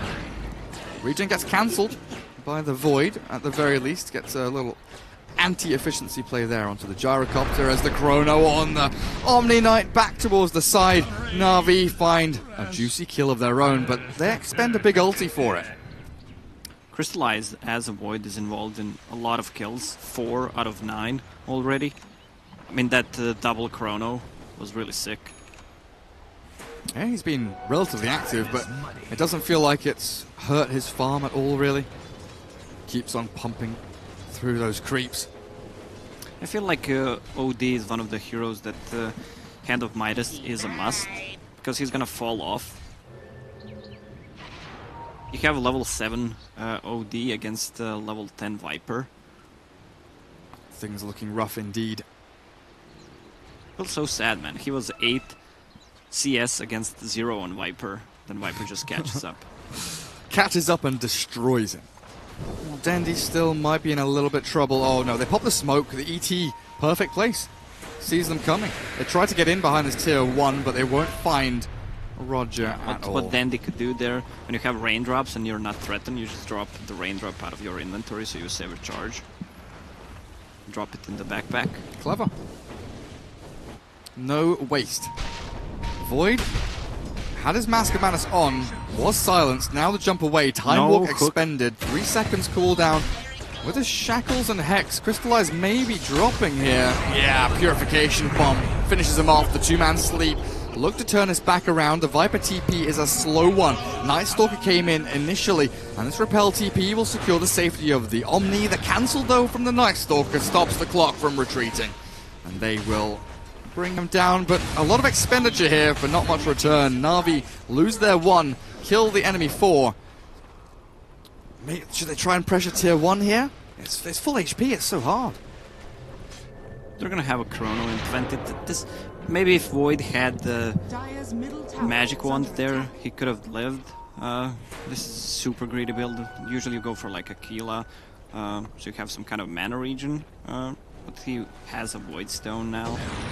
Oh, here we go. Void, Silent Stomp to follow. Viper in, gets hexed up by the Rasta Shackles. Gonna get cancelled out by the Earth Splitter, but the Purification Repel will keep the Omni alive as OD arrives. Level 2 Arcane Orb, but the attack speed slow. He Astros himself, but he might just die regardless of the cooldown. Now Gyro enters the fight. There's the heal back onto the OD. They killed the ET, but the Dire have fallen away. Viper could still get caught though. Getting punched away. Clockwork forced out of his tier 1 area, but another Hex comes in. Crystallize somewhere else has found a double kill. I'm watching Dendy, but I should have been watching the Void, shouldn't I? Gyro retreating, but in comes the time-dilating Faceless Void. Kills off the Gyro as Dendy does get the takedown in the back onto that Shadow Shaman. So Void, what did he do? Just TP'd into Shrine, ran over, and Chrono 2? Yeah, pretty much. He's getting close to his Battle Fury. Once again, Empire should be careful about fighting during the night time. They still have an OD who's kinda under-leveled and doesn't deal that much of a damage. I mean, they can turn the things around with good Purification and Repel. Radiant's top tower has fallen. It was again a double chrono. And OD does not flash farm. Doesn't clear stacks, doesn't take Ancients. OD needs to get back into this through lane creeps and team fighting or pickoffs. So Gyro really, this silent Gyrocopter, should have to take control of these jungle camps, try and get himself into a position where he can be the frontliner, he can be the one fighting with the Repel on him, and Omni Knight can maybe worry about keeping the OD alive with his other spells. Mid lane, Na'Vi do come in, but Rasta ready. He's alone. Rasta ready to die. Cooldown arrives. The Night Stalker though flying over the cliff into the ancient camp, and OD with Gyro should be able to. Yeah, Omni Knight just slaps him down. The Death Ward out from Suneko, zoning back the Team Empire members. Top lane Crystallize just continues farming. You know, they're being forced into these fights where they're getting disadvantageous trades. And Na'Vi sees everything. They've got wards watching the movements of Empire, moving up to high ground, down to low ground, into jungle, across the shrine. Empire not entirely sure what Na'Vi are up to, as Dendy feels unkillable in this mid lane, left alone with ET deep. Tries a stomp from Fog, but the Battery Assault catches him at the last second. Force staff from Dendy. Buys a bit of space, but now might put himself in danger. Can't escape from Cogs if he's hooked or shackled. The Hex is there, but the great silence in from the Night Stalker, but there it is. Hook from Clockwork. Clears him up for a double the kill. downtown. They should not overextend. Faceless Void has Chrono up, so they can take an easy fight, but not when Viper is dead. This is a choke point where Chrono's going to be big. Oh, he gets it onto 2. Doesn't land the big one that he was looking for, though. Kills off 1. Now Mask of Madness on. He can't time walk away, and Empire, they'll come out on top. Huge throw by Na'Vi there. They should not try to take a fight when you have 2, even 3 dead heroes. Either you all in as a team, or you back up as a team, right? Maybe a little bit of miscommunication there. Void felt like he can get someone in the chrono. He could have gotten maybe a kill on Shadow Shaman without using the Mask of Madness and just walk away. Gotta tilt him. love the look on your face. Well, I just didn't say anything. I looked at the kill. I saw it coming a mile away, and I just look at Lacoste. Wait for his realization as the OD is dead again. Oh dear, FN. Not the best of games for him. 4.3k net worth. He's nearly got 4 staff, and that will maybe help him out a little bit. Get away from danger. Still going to be a super rough one for him, though. As Void now 700 gold away from Battle Fury. Jungle farming time for him. But silent on his gyro. He's getting bigger and bigger. Yasha into BKB. 2,000 gold in the bank needs to be spent, though. You can't just have that kind of sunk net worth, right? It's not really. Well, if it's in the bank, you get put the to interest, use. right? Dire's top tower has fallen. I did wonder for a long time, you know, playing Dota 1, why there was no interest system. Because in a bunch of other minigames, like, you know, Vampirism and... I don't play, like I tower don't play defense. other games. But you played tower defense games, right? No, I used to in Dota 1. Yeah, but like if you would like not build towers, you'd get more money the next round. And I always wondered, why didn't they add that to Dota 2? Why, if you had like 3,000 gold saved up, why don't you get, you know, like 5%? 5% more, yeah? Dire are scanning. It adds up to your tick rate. Radiant's bottom I think it would just be a bit tower is silly, under to be attack. honest. Imagine Alchemist. Imagine Alchemist with that kind of shit. Infinite money. Infinite money. And we don't want bankers running the game either. All of a sudden we'd have like HSBC in frickin' Dota 2, and that absolutely awful. Battle Fury for Void finally arrives, and an Invis rune for his Chrono it's the as best well. rune you can get, but they have a sentry ward. They do not have a vision where he picked it up. Oh, smoke pops. Clockwork's like, yeah, what's up? Yeah, but he's alone. He's being pinged out. Do they have a dust? Nope. I don't see one. What is... He's being pinged out. They're trying to scout. But they did not have a Someone. vision on him. Radiant They're are scanning. This could be huge. They're scanning. Yeah. They know someone's here. Oh, Crystallize. Still invis. TP's now coming into this tier 1. Shadow Shaman up at top, not available for the fight. Na'Vi, Invis running out. they're not really setting up for this, are they? They're going for a kill top lane instead. Witch Doctor back into the trees. Can he get a TP away from this? He might just be able to. Shadow Shaman inside. No, he's blocked. Can't get the Hex in time. Unfortunate there for Empire. As not only do they miss a kill, but they have to retreat away from bottom lane. Na'Vi aggressively swarming through the Radiant jungle. Spirit into Stomp, but a quick repel again from the Omni Knight saves his life. Donda says, fuck it, I'm gonna go for a Blade Mail against the Gyro, against the Clockwork, and OD as well. Yeah. That's a really smart build. I mean, even to some extent, the Omni, right? Like, if Clockwork jumps in with Purification and Blade Mail, having some way to return the Purification and Arcane Orb damage, always going to be handy for Dendi. Jump up, Void finds Clock, doesn't want to expend that big Chrono ulti. If he jumps across here towards the shrine, he could find a 3-man, but with no vision over there, Na'Vi playing it patiently, safely. Shadow Shaman going to throw Serpent Wards potentially onto this tier 2. No, baiting out a TP though, definitely. Night Stalker comes up, sprints forward. Nighttime for a long time. Viper should be able to bring down the Shadow Shaman. Repel and Purification both there, but that's expended for your support. The turnaround Shackle. Hookshot in the back. Not catching anyone, I don't think, as the Void running forward. They're looking for a Chrono, but Crystallize is dying. Dendi killed the Shadow Shaman, but I don't know what's happened here to Na'Vi. They came in 1 by 1, and they fall 1 by 1. Faceless Void should just stick to farming TP if there's a fight coming out. He farmed like 200 gold in 3 or 4 minutes. With a Battle Fury. Yeah.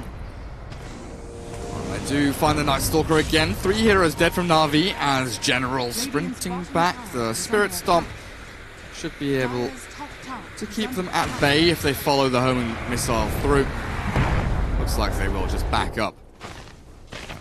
Yeah, like Empire are walking into these fights looking like the weaker team, the weaker draft and lineup, but Na'Vi, hold my beer, Empire. You think you can throw? We'll show you what throw is. Like, Void needs that one item, the mobility item, has Shadow Blade queued up. And you've got BKB on the gyro. Oh boy. This could be a big swing point. Hurricane Pike on OD. He's come back into this. Somehow the OD is like 200 net worth behind the Void. Farming away, FN has found a way back into this game. Na'Vi definitely need to go and make use of this ET Void combo. Just go and slay some people. Can't let Memepire get away with what they're doing right now. Farming all the way across the map, spread thin. Now they've got one hero bot, one hero top. The map belongs to Empire at this point, and Night Stalker, hello. Can he find the Shadow Shaman? Yes, he can. Hello. What's up? The scan is there. Not really needed, but Crystallize will be given the kill.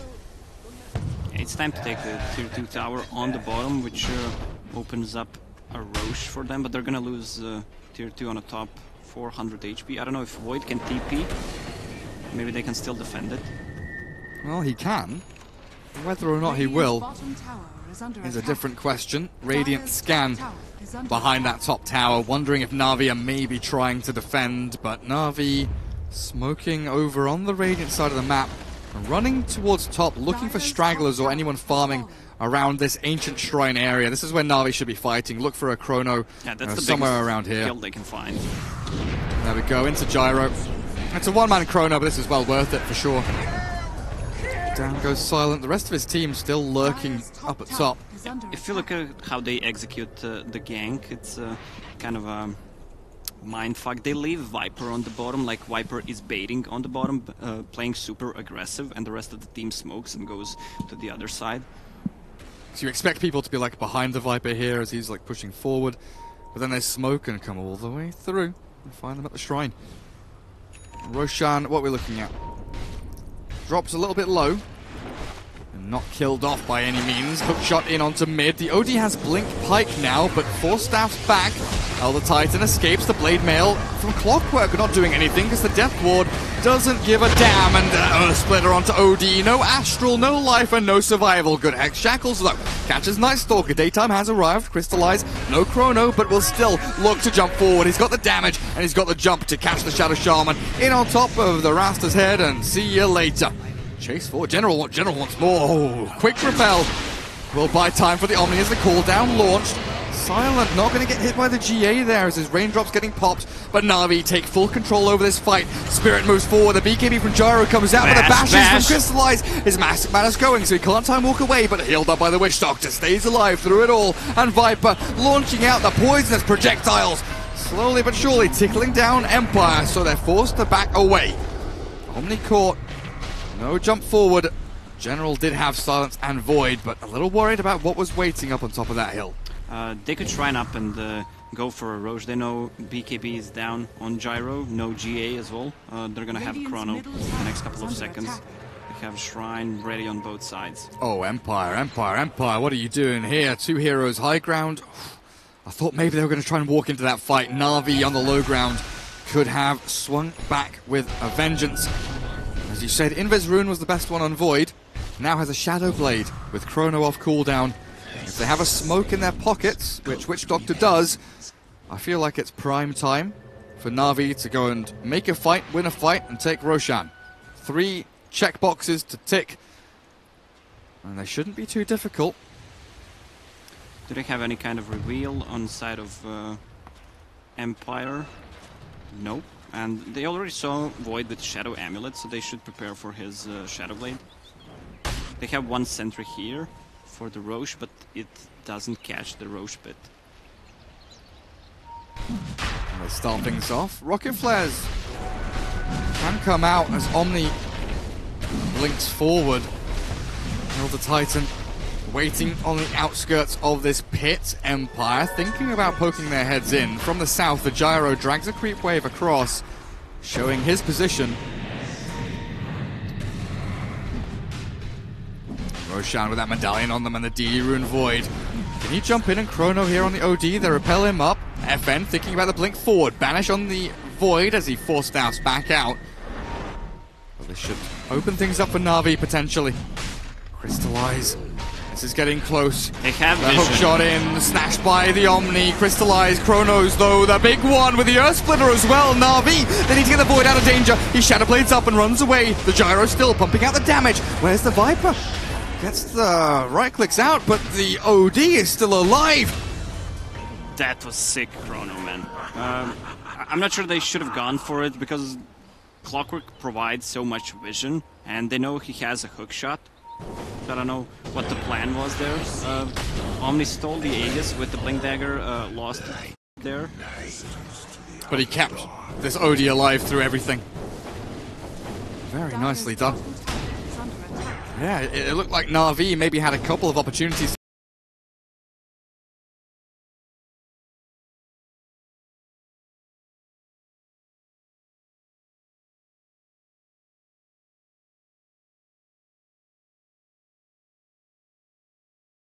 Jump in there if only they had the vision.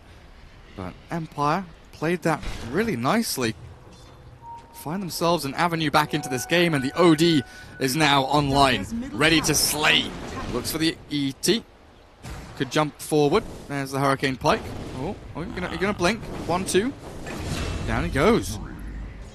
He's getting close to his BKB, so he's not dependent on Omni Knight repelling him.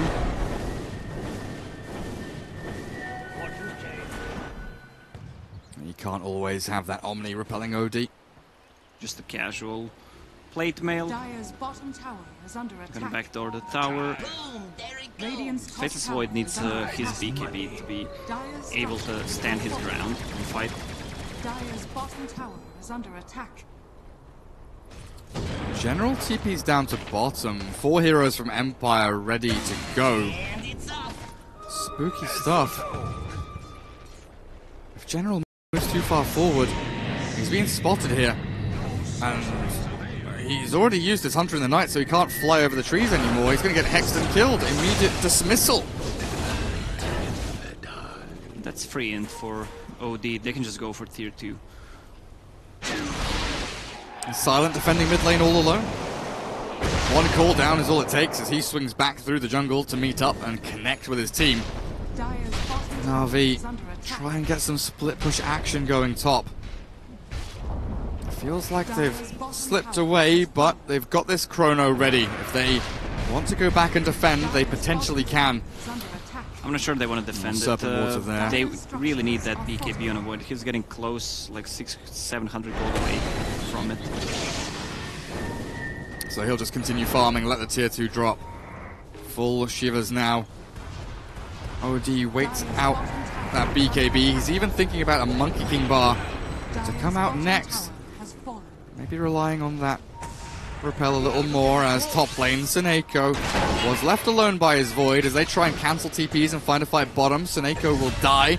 The TP back from the OD goes into the jungle though, doesn't go back to base, and the hunt is on. Crystallized Invis, the Shadow Blade about to wear off. The Gyro running through the northwestern part of the map, but they've maybe found the OD. No, they haven't. The Hurricane Pike forces Crystallize away. 12 int. He's really getting low on that.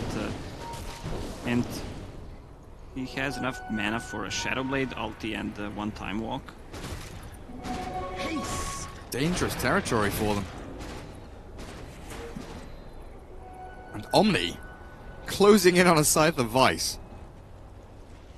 Feels like Dendi's strength in this game has waned a little bit. He's slowed down. The Blade Mail didn't really gain them too much, but maybe with his BKB, which is majority completed back on the Courier, they could look to hit that timing with the double BKBs, the Void and the Viper, to fight into this Radiant side. But it's Empire setting up for tower takedowns now. 20 seconds on the Serpent Wards. Gyro up on the front lines. Nothing really to go in on that one solitary hero. They need to hit the back lines with the Shadow Blade, but they've got sentries everywhere. Empire, they're ready. The Bermuda Triangle of sentries here will spot the Void coming in. He's seen, and they're going to jump on him. The Hex to start things off. They need to save this Void. They need to get him out of danger. The Force and the Glimmer will keep him up and running. There's the Spirit Vessel, the Chrono. It comes in, but hits only the Gyro. Death Ward down, but the GA will save him. Now move forward onto the OD, but the Void can't do anything. And now hookshot forward. Empire have found their opening. Looking for the kills, but the Witch Doctor will be the only one. They wasted everything on just the Gyro, who had Omni behind him, used the GA.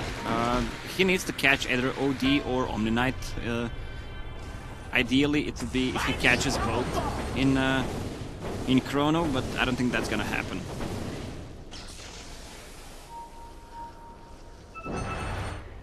Roshan a long way away. Oh, you feel that? Viper taking the pain from the OD. No high ground push though. Empire gonna wait this one out. Get the next Roshan, farm themselves up a couple of new items. You know, MKB on this little old OD. Maybe think about a BKB later on. It's really hard to enter the base against Elder Titan. You just have that one hero who provides you with infinite base defense. I was meant to have this. General's even going for a BKB of his own. Sick and tired of this OD destroying people. It doesn't feel like 3-2-2 anymore. It feels more like 6-4-4 or 9-6-6. We need to go deeper. I would need a counter for that. Empire back in the lead. 2,000 net worth for them. But it's the experience, the levels, the itemization, and the fact this OD has found himself skyrocketing from middle table up towards the second place. Just behind the Battle Fury Faceless Void. Na'Vi not really too disturbed though just yet. They have their BKBs, they have their Chrono ready, and they want to try and make a fight. They just need to land that perfect Chrono. A lot rests on Crystallize's shoulders this game. Elder Titan with the Glimmer Cape. It's a good choice, a lot of magical damage inside of Empire. Also when OD goes in with Blink and Pike, they repel him, so he just hides the target and he only loses 4 int.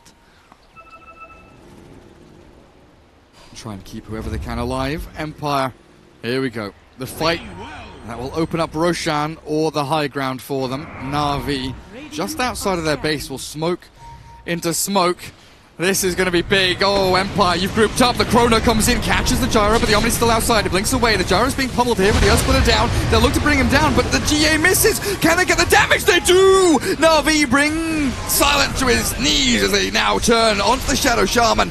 Crystallize found a decent enough Chrono, but it was a Death Ward that secures it in the end. The OD Astral, it keeps him alive for a split second, but now Na'Vi with a double kill on Void, looking way, way stronger and more confident with their moves. That's a nice Chrono though. Kind of zoned out the Omni Knight. He had a blink ready there, so he could have blinked in closer to the Gyro and used Guardian Angel. He just used it and it did not catch. Because when Void came in and Chronoed here, Omni blinked up. Maybe if he blinked down, you know, it's that split-second decision. If he'd blinked down, the chances there is he'd get the GA on the Gyro, get a heal, get a repel, and the fight looks completely different. But that snap decision, you know, oh shit, Void's here, I've got to blink away. No buyback on OD. Oh, goodness. 40 seconds. Gyro buys back with 20 seconds remaining on his respawn timer to try and defend his tier 3. The Gyrocopter has returned. You're absolutely right, Roger. Clockwork moves forward. Homing missile. Donk on the head there of the Faceless Void, but forced out, and this cooldown will come to nothing as Viper turns back onto that Gyro. Scary stuff. Empire chasing forward. In onto Denny with the Omni Knight. BKB TP away though. There's nothing to cancel this anymore. The Hex will come out and kill off the Witch Doctor. But Empire. Roche spawns in 40 seconds. They have 3 BKBs plus a gem now on a Night Stalker, so they can get rid of the vision. He needs that level 3 ulti, level 3 darkness, cooldown, 80 seconds only. How Empire wish that Roshan was alive right now.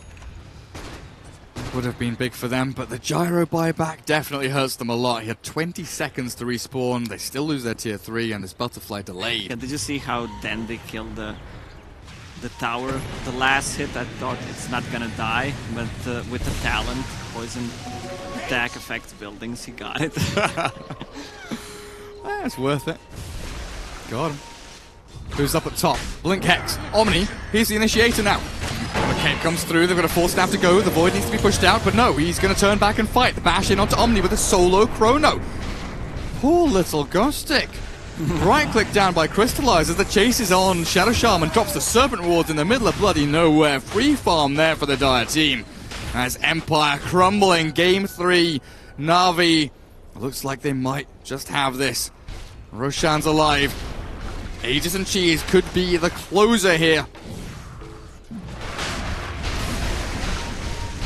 This is gonna go down so quickly. They have a vision, no hook shot for 19 seconds.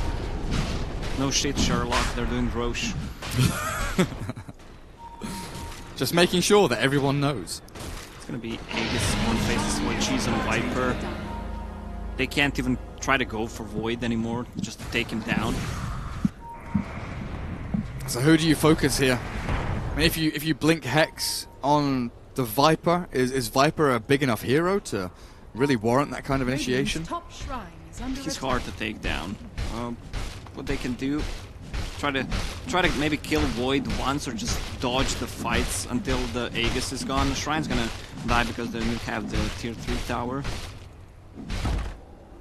Radiant's top shrine has fallen. OD has changed his mind again. FN is like, BKB, nah, MKB. Nah, BKB, MKB. Hyperstone and BKB. Halfway. I'll try and get the remainder of that 1,000 gold he needs to pick up the recipe. It'll take a little bit of time, but he's got bounty runes and he's got bot lane to push as Na'Vi pretty much showing their faces up at top tier 2 for that final outer tower.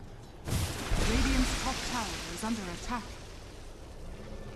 Oh, Dendi has boots of travel. Shoves out one wave mid and away he goes up towards top. Maybe unexpected here from Empire, who have all grouped up bottom. Clockwork, the one straggler. He does not want to show yet. Radiant's top tower So they can split push. Now it's a go-go time. 25 seconds cooldown on BOTs. Cheese in the backpack still. Maybe he should swap it around with Aquila at least.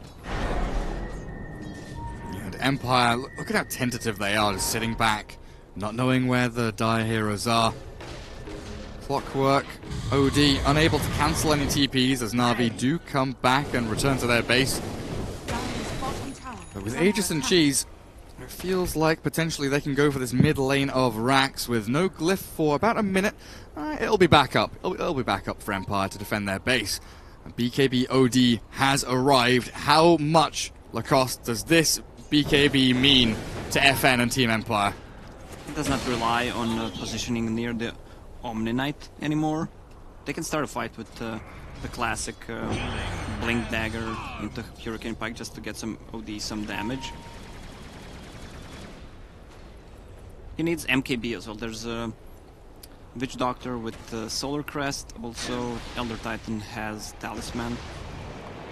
Getting really close to that Heaven's Halberd, so that's why he needs a BKB. Cool. That's so good against both of these core heroes. I mean, OD especially. Empire defending their gyro with the Omni top, the buddy system in play. Na'Vi, the other two lanes, mid and bottom, both reaching tier 3s and this high ground ramp of Empire, and they have to bring everyone back to defend. How long do we have on the Aegis? About 2 minutes for this Void to have that second life. He went for Chronosphere AoE. Level 25. Butterfly also finished on him, so OD really needs that MKB. Oh, here we go. Darkness popped. General scouting out. Yeah, only 40 seconds on the nighttime. And he's got that gem still up on him. I don't think they're going to take the fight because it's going to be a daytime. Just going to try to do some damage building. But they want to use the Aegis. So. Na'Vi just keep forcing it. Crystallize does fall back, farm up this jungle. They need to, yeah, they're going to try and keep every lane pushed in and force Empire to sit in their base for a while. That one push that Gyro Omni did top, working out wonders. Feels like Aegis timing maybe being wasted a little, but this is very safe from Na'Vi. I'll take that. Void is going for a Lincoln Sphere. He doesn't even have power threads in inventory. Who needs them? He has Butterfly.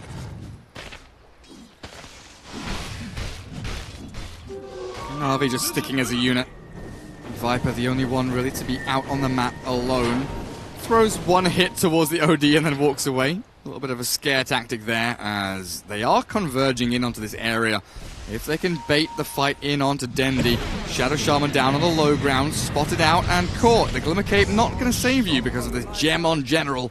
Gemeral. Yeah, I know. I knew you were going to do it. I knew it. I got there first for once.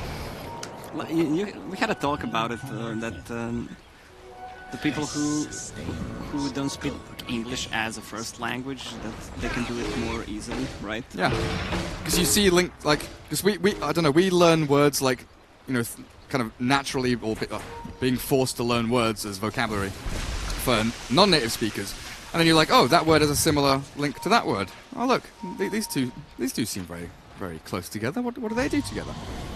It's like Cyclops as well. Like the amount of joke, like the language jokes that Cyclops makes in English are like ridiculously good. It's crazy. Banish in and blink out. Empire don't want to get involved just now. Halberd is done for the ET, but yet again they're waiting for the nighttime. They have ulti ready in 15 seconds, 44 is the nighttime, so if he uses it in 20 seconds, they're gonna have 5 minutes of a nighttime, easy math. But Empire still pushing out this one lane, which Na'Vi seem pretty annoyed about. It keeps triggering this response where one hero goes back and pushes this lane, then they have to go back and reset the other two lanes, and now Empire think it may be time to move out of their base. They've drawn a line across, still waiting inside. Now moving forward, Omni Knight wants to get involved. He's got a gem, and they'll look to de-ward as much as they can around their base. Remove this vision from Na'Vi, but middle lane, Gyrocopter. Found by General. Just a bit of a poke and a prod and a push him back. As Viper's Boots of Travel does get cancelled out there. The flat cannon was going to kill off the creep, so he decides to cancel and just move himself towards mid lane naturally. Oh, they've gone forward too far. There's the big-ass Chrono. Look at the bubble. They're trying to bring down the Shadow Shaman. Misses again. Sends the gyro under. The GA did it not land. The BKB will come out from the gyrocopter. Crystallize pops his BKB. Wish Doctor forced to retreat. The hookshot slides on through. But this is Na'Vi still in a decent position. They've got themselves a Hex onto the Viper. Down goes Dendi, but the bash forward. Omni Knight can't save his gyro buddy. 1 minute and a half for Silent, but he does have a buyback. And the chase in onto Clockwork, a good cogs, burns all of the mana from Crystallize, so there is no time walk there. But ET, Glimmer Cape, he runs on forward. What's the OD doing? Silent stopped, the Omni's behind him, he does have the repel. Oh, this is what he's doing. He's fighting, he's destroying, he is crushing. He's got the DPS. Crystallize running low on HP, but he's got the bashes. The Astral sends the OD down. Away from this awful fight that he's found himself in, and he blinks away as the Omni Knight was removed from the game. Crystallize, bash back. And the OD does not want to be there anymore. Pretty even fight, all things considered.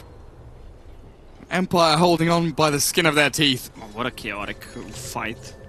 Once again, Omni Knight misses a Guardian Angel just on Shadow Shaman. I mean, he was standing so close to him. I gotta check on the AoE. I don't know. Should catch. Yeah. So what, the Chrono was like here, right? With one hero there, and Omni was like standing here. How did the, like... How do you miss? I don't know. I mean, look at the GA AoE. It's like this much. I'm confused. Something I can tell went wrong. That you were really good at pain carry. Yeah. I'm good at drawing. Here, look, I can draw a cat for you, Lacoste. But you have to do it quickly, or else it runs out before you finish. There. Nice. Roche will respond in 2 minutes. Who's it going to go to? Who does this Roshan belong to? Refresher Shard sounds so scary. OD with 2 double ultis, 2 BKBs, 2 Shiva's guards. Sounds super scary. Void does not have mana, to cast the double Chrono plus Shadow Blade and some Time Walk, especially if he gets hit by an OD. Also, just one hit, honestly. Yeah, but also OD is level 25, so plus 60 seconds Arcane Orb steal. So if they win a fight and they push forward, maybe buybacks won't even save Na'Vi, but we'll come to that. Minute? Bridge. Okay, 140 seconds. So that's a lot of time. Look at it. So he's still missing mana. Yeah, super annoying. Well, the smoke from Empire going in deep gets a ward down at the very least. But wrong way. Yeah, Na'Vi. This could be great for them. The Radiant Observer. Oh, they see the Witch Doctor now.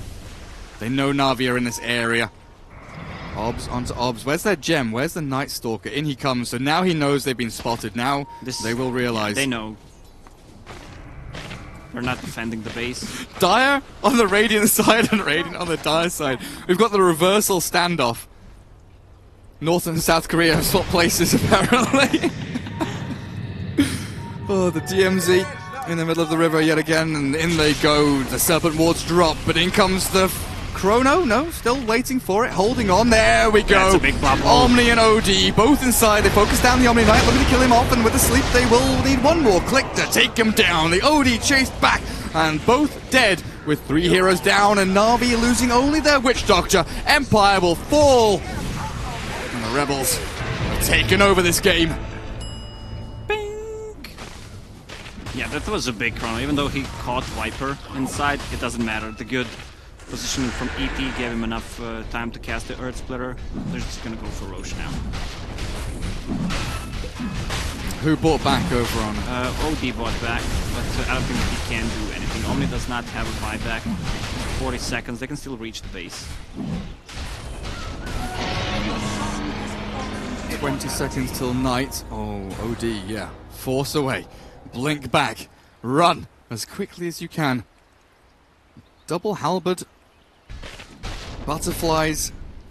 Very, very hard to kill off these Dire heroes when Gyro has no MKB, and he's probably going to be forced to buy back here. But that's a good hex into damage. The OD slams Dendi. Holy shit. Can't pop his cheese, and now Crystallize. You're dealing with 2 heroes here, and you're losing 4v2 as the OD jumps in, looking for even more. FN, oh, this could be interesting. Pops BKB, the jump out from Crystallize as General. He's going to sprint away with a BKB of his own. Na'Vi, what the hell have you done? What's happening? A lot of mistakes in all 3 games. I mean, they don't lose Aegis and Cheese or anything, I guess. Which yeah, is but they lost Viper. She's gonna wait for him. They have a Refresher Shard plus Nullifier on Faceless Void. What's the big nullify here? Is it the OD? Yeah. It feels like it's the OD. Most actives on him. Or if you can catch Gyro as well. Doesn't even matter after the Chrono. Well, Empire get to move across the river. OD feeling pretty good about himself with the MKB now. Elder Titan is 25. 25 seconds cooldown on Earth Splitter. That is a crazy talent. What's the downtime? So it takes a while for the spell to come out. It's pretty speedy. Explode delay 3.14. Do the math quickly. It's too hard. 16.4. 16.4. Come and be judged. Arcane Rune for Gyro. Faster cooldown on his flat cannon. They found Night Stalker here. He does have buyback, I believe. The jump in, the Chrono onto Gyro. Now surely Omni can get the GA this time. There we go. That's more like it. And Void will be forced to back up and away. So no Chrono now for a good 100 seconds. He can use the Refresher Shard and surprise them if he wants to.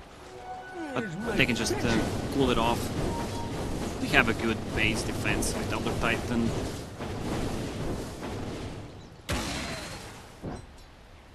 Oh look, what has spawned?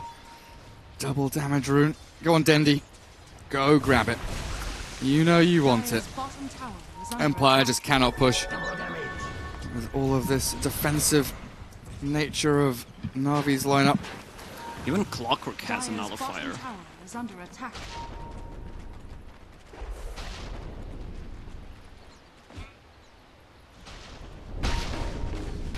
And that's a really great item actually on Clockwork, because they can't force stuff out. They can't use a BKB, Oh, yeah. so you can solo kill. Because we saw it in our pub on Ricky the other day, right? With a smoke screen and nullifier, and I got really pissed off. And I started slamming the table and walking out of the room because I kept dying. Might see that here from someone like General. Maybe Crystallize, but I don't know. They're very calm, collected people. Even if they get hit by that nullifier, they'll keep their wits about them. And of course, you still have this Aegis on the Void for 1 minute and 15 seconds. Na'Vi likely feel they should get some value out of it. Empire have done a good job wasting the time and running down the clock. Na'Vi ready to strike while the iron is still relatively hot. And Dandy holding onto the cheese. I mean, he died so quickly before he could get cheese off. He was hacked, he couldn't get the cheese off. Crystallize invis. Is there actually no reveal here?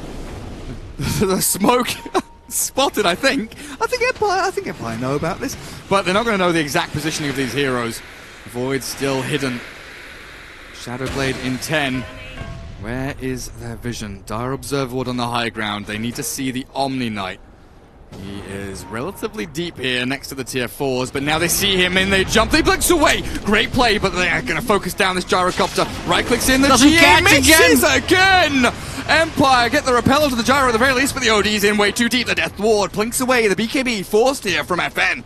As Omni comes to save his buddy, but the racks are falling. Na'Vi finally get themselves in the buildings. He's about to use the Refresher Shard. On the Faceless Void, you're absolutely right. In he will go. BKB, MKB, ready to flow through. The Aegis has expired. This may be a little bit spooky, but if you can catch the OD, the Gyro, both overlapping here a little bit, they're pinging it out, saying don't get caught. The hookshot misses, the Chrono comes in! BKB from Gyro, but the Earth Splitter will fly across them all, and Empire, this is an absolute disaster. One falls, the buyback immediate, but OD, Astral to put himself out of danger. The BKB from Elder Titan keeps him alive. Crystallize has to jump away, but the Gyro looking like he might just die back as Dendy misses a hit there to the butterfly, but in goes Roger, diving base, and GG is called 3-0. Na'Vi qualify for ESL and Genting, and Empire get slaughtered in its best of 5. Yeah, Na'Vi were a better team today, 3-0. I think they outdrafted them, and I would say outplayed them even. Man, these games, a lot of mistakes by both teams. Yeah. I mean, game 3 was a little bit closer.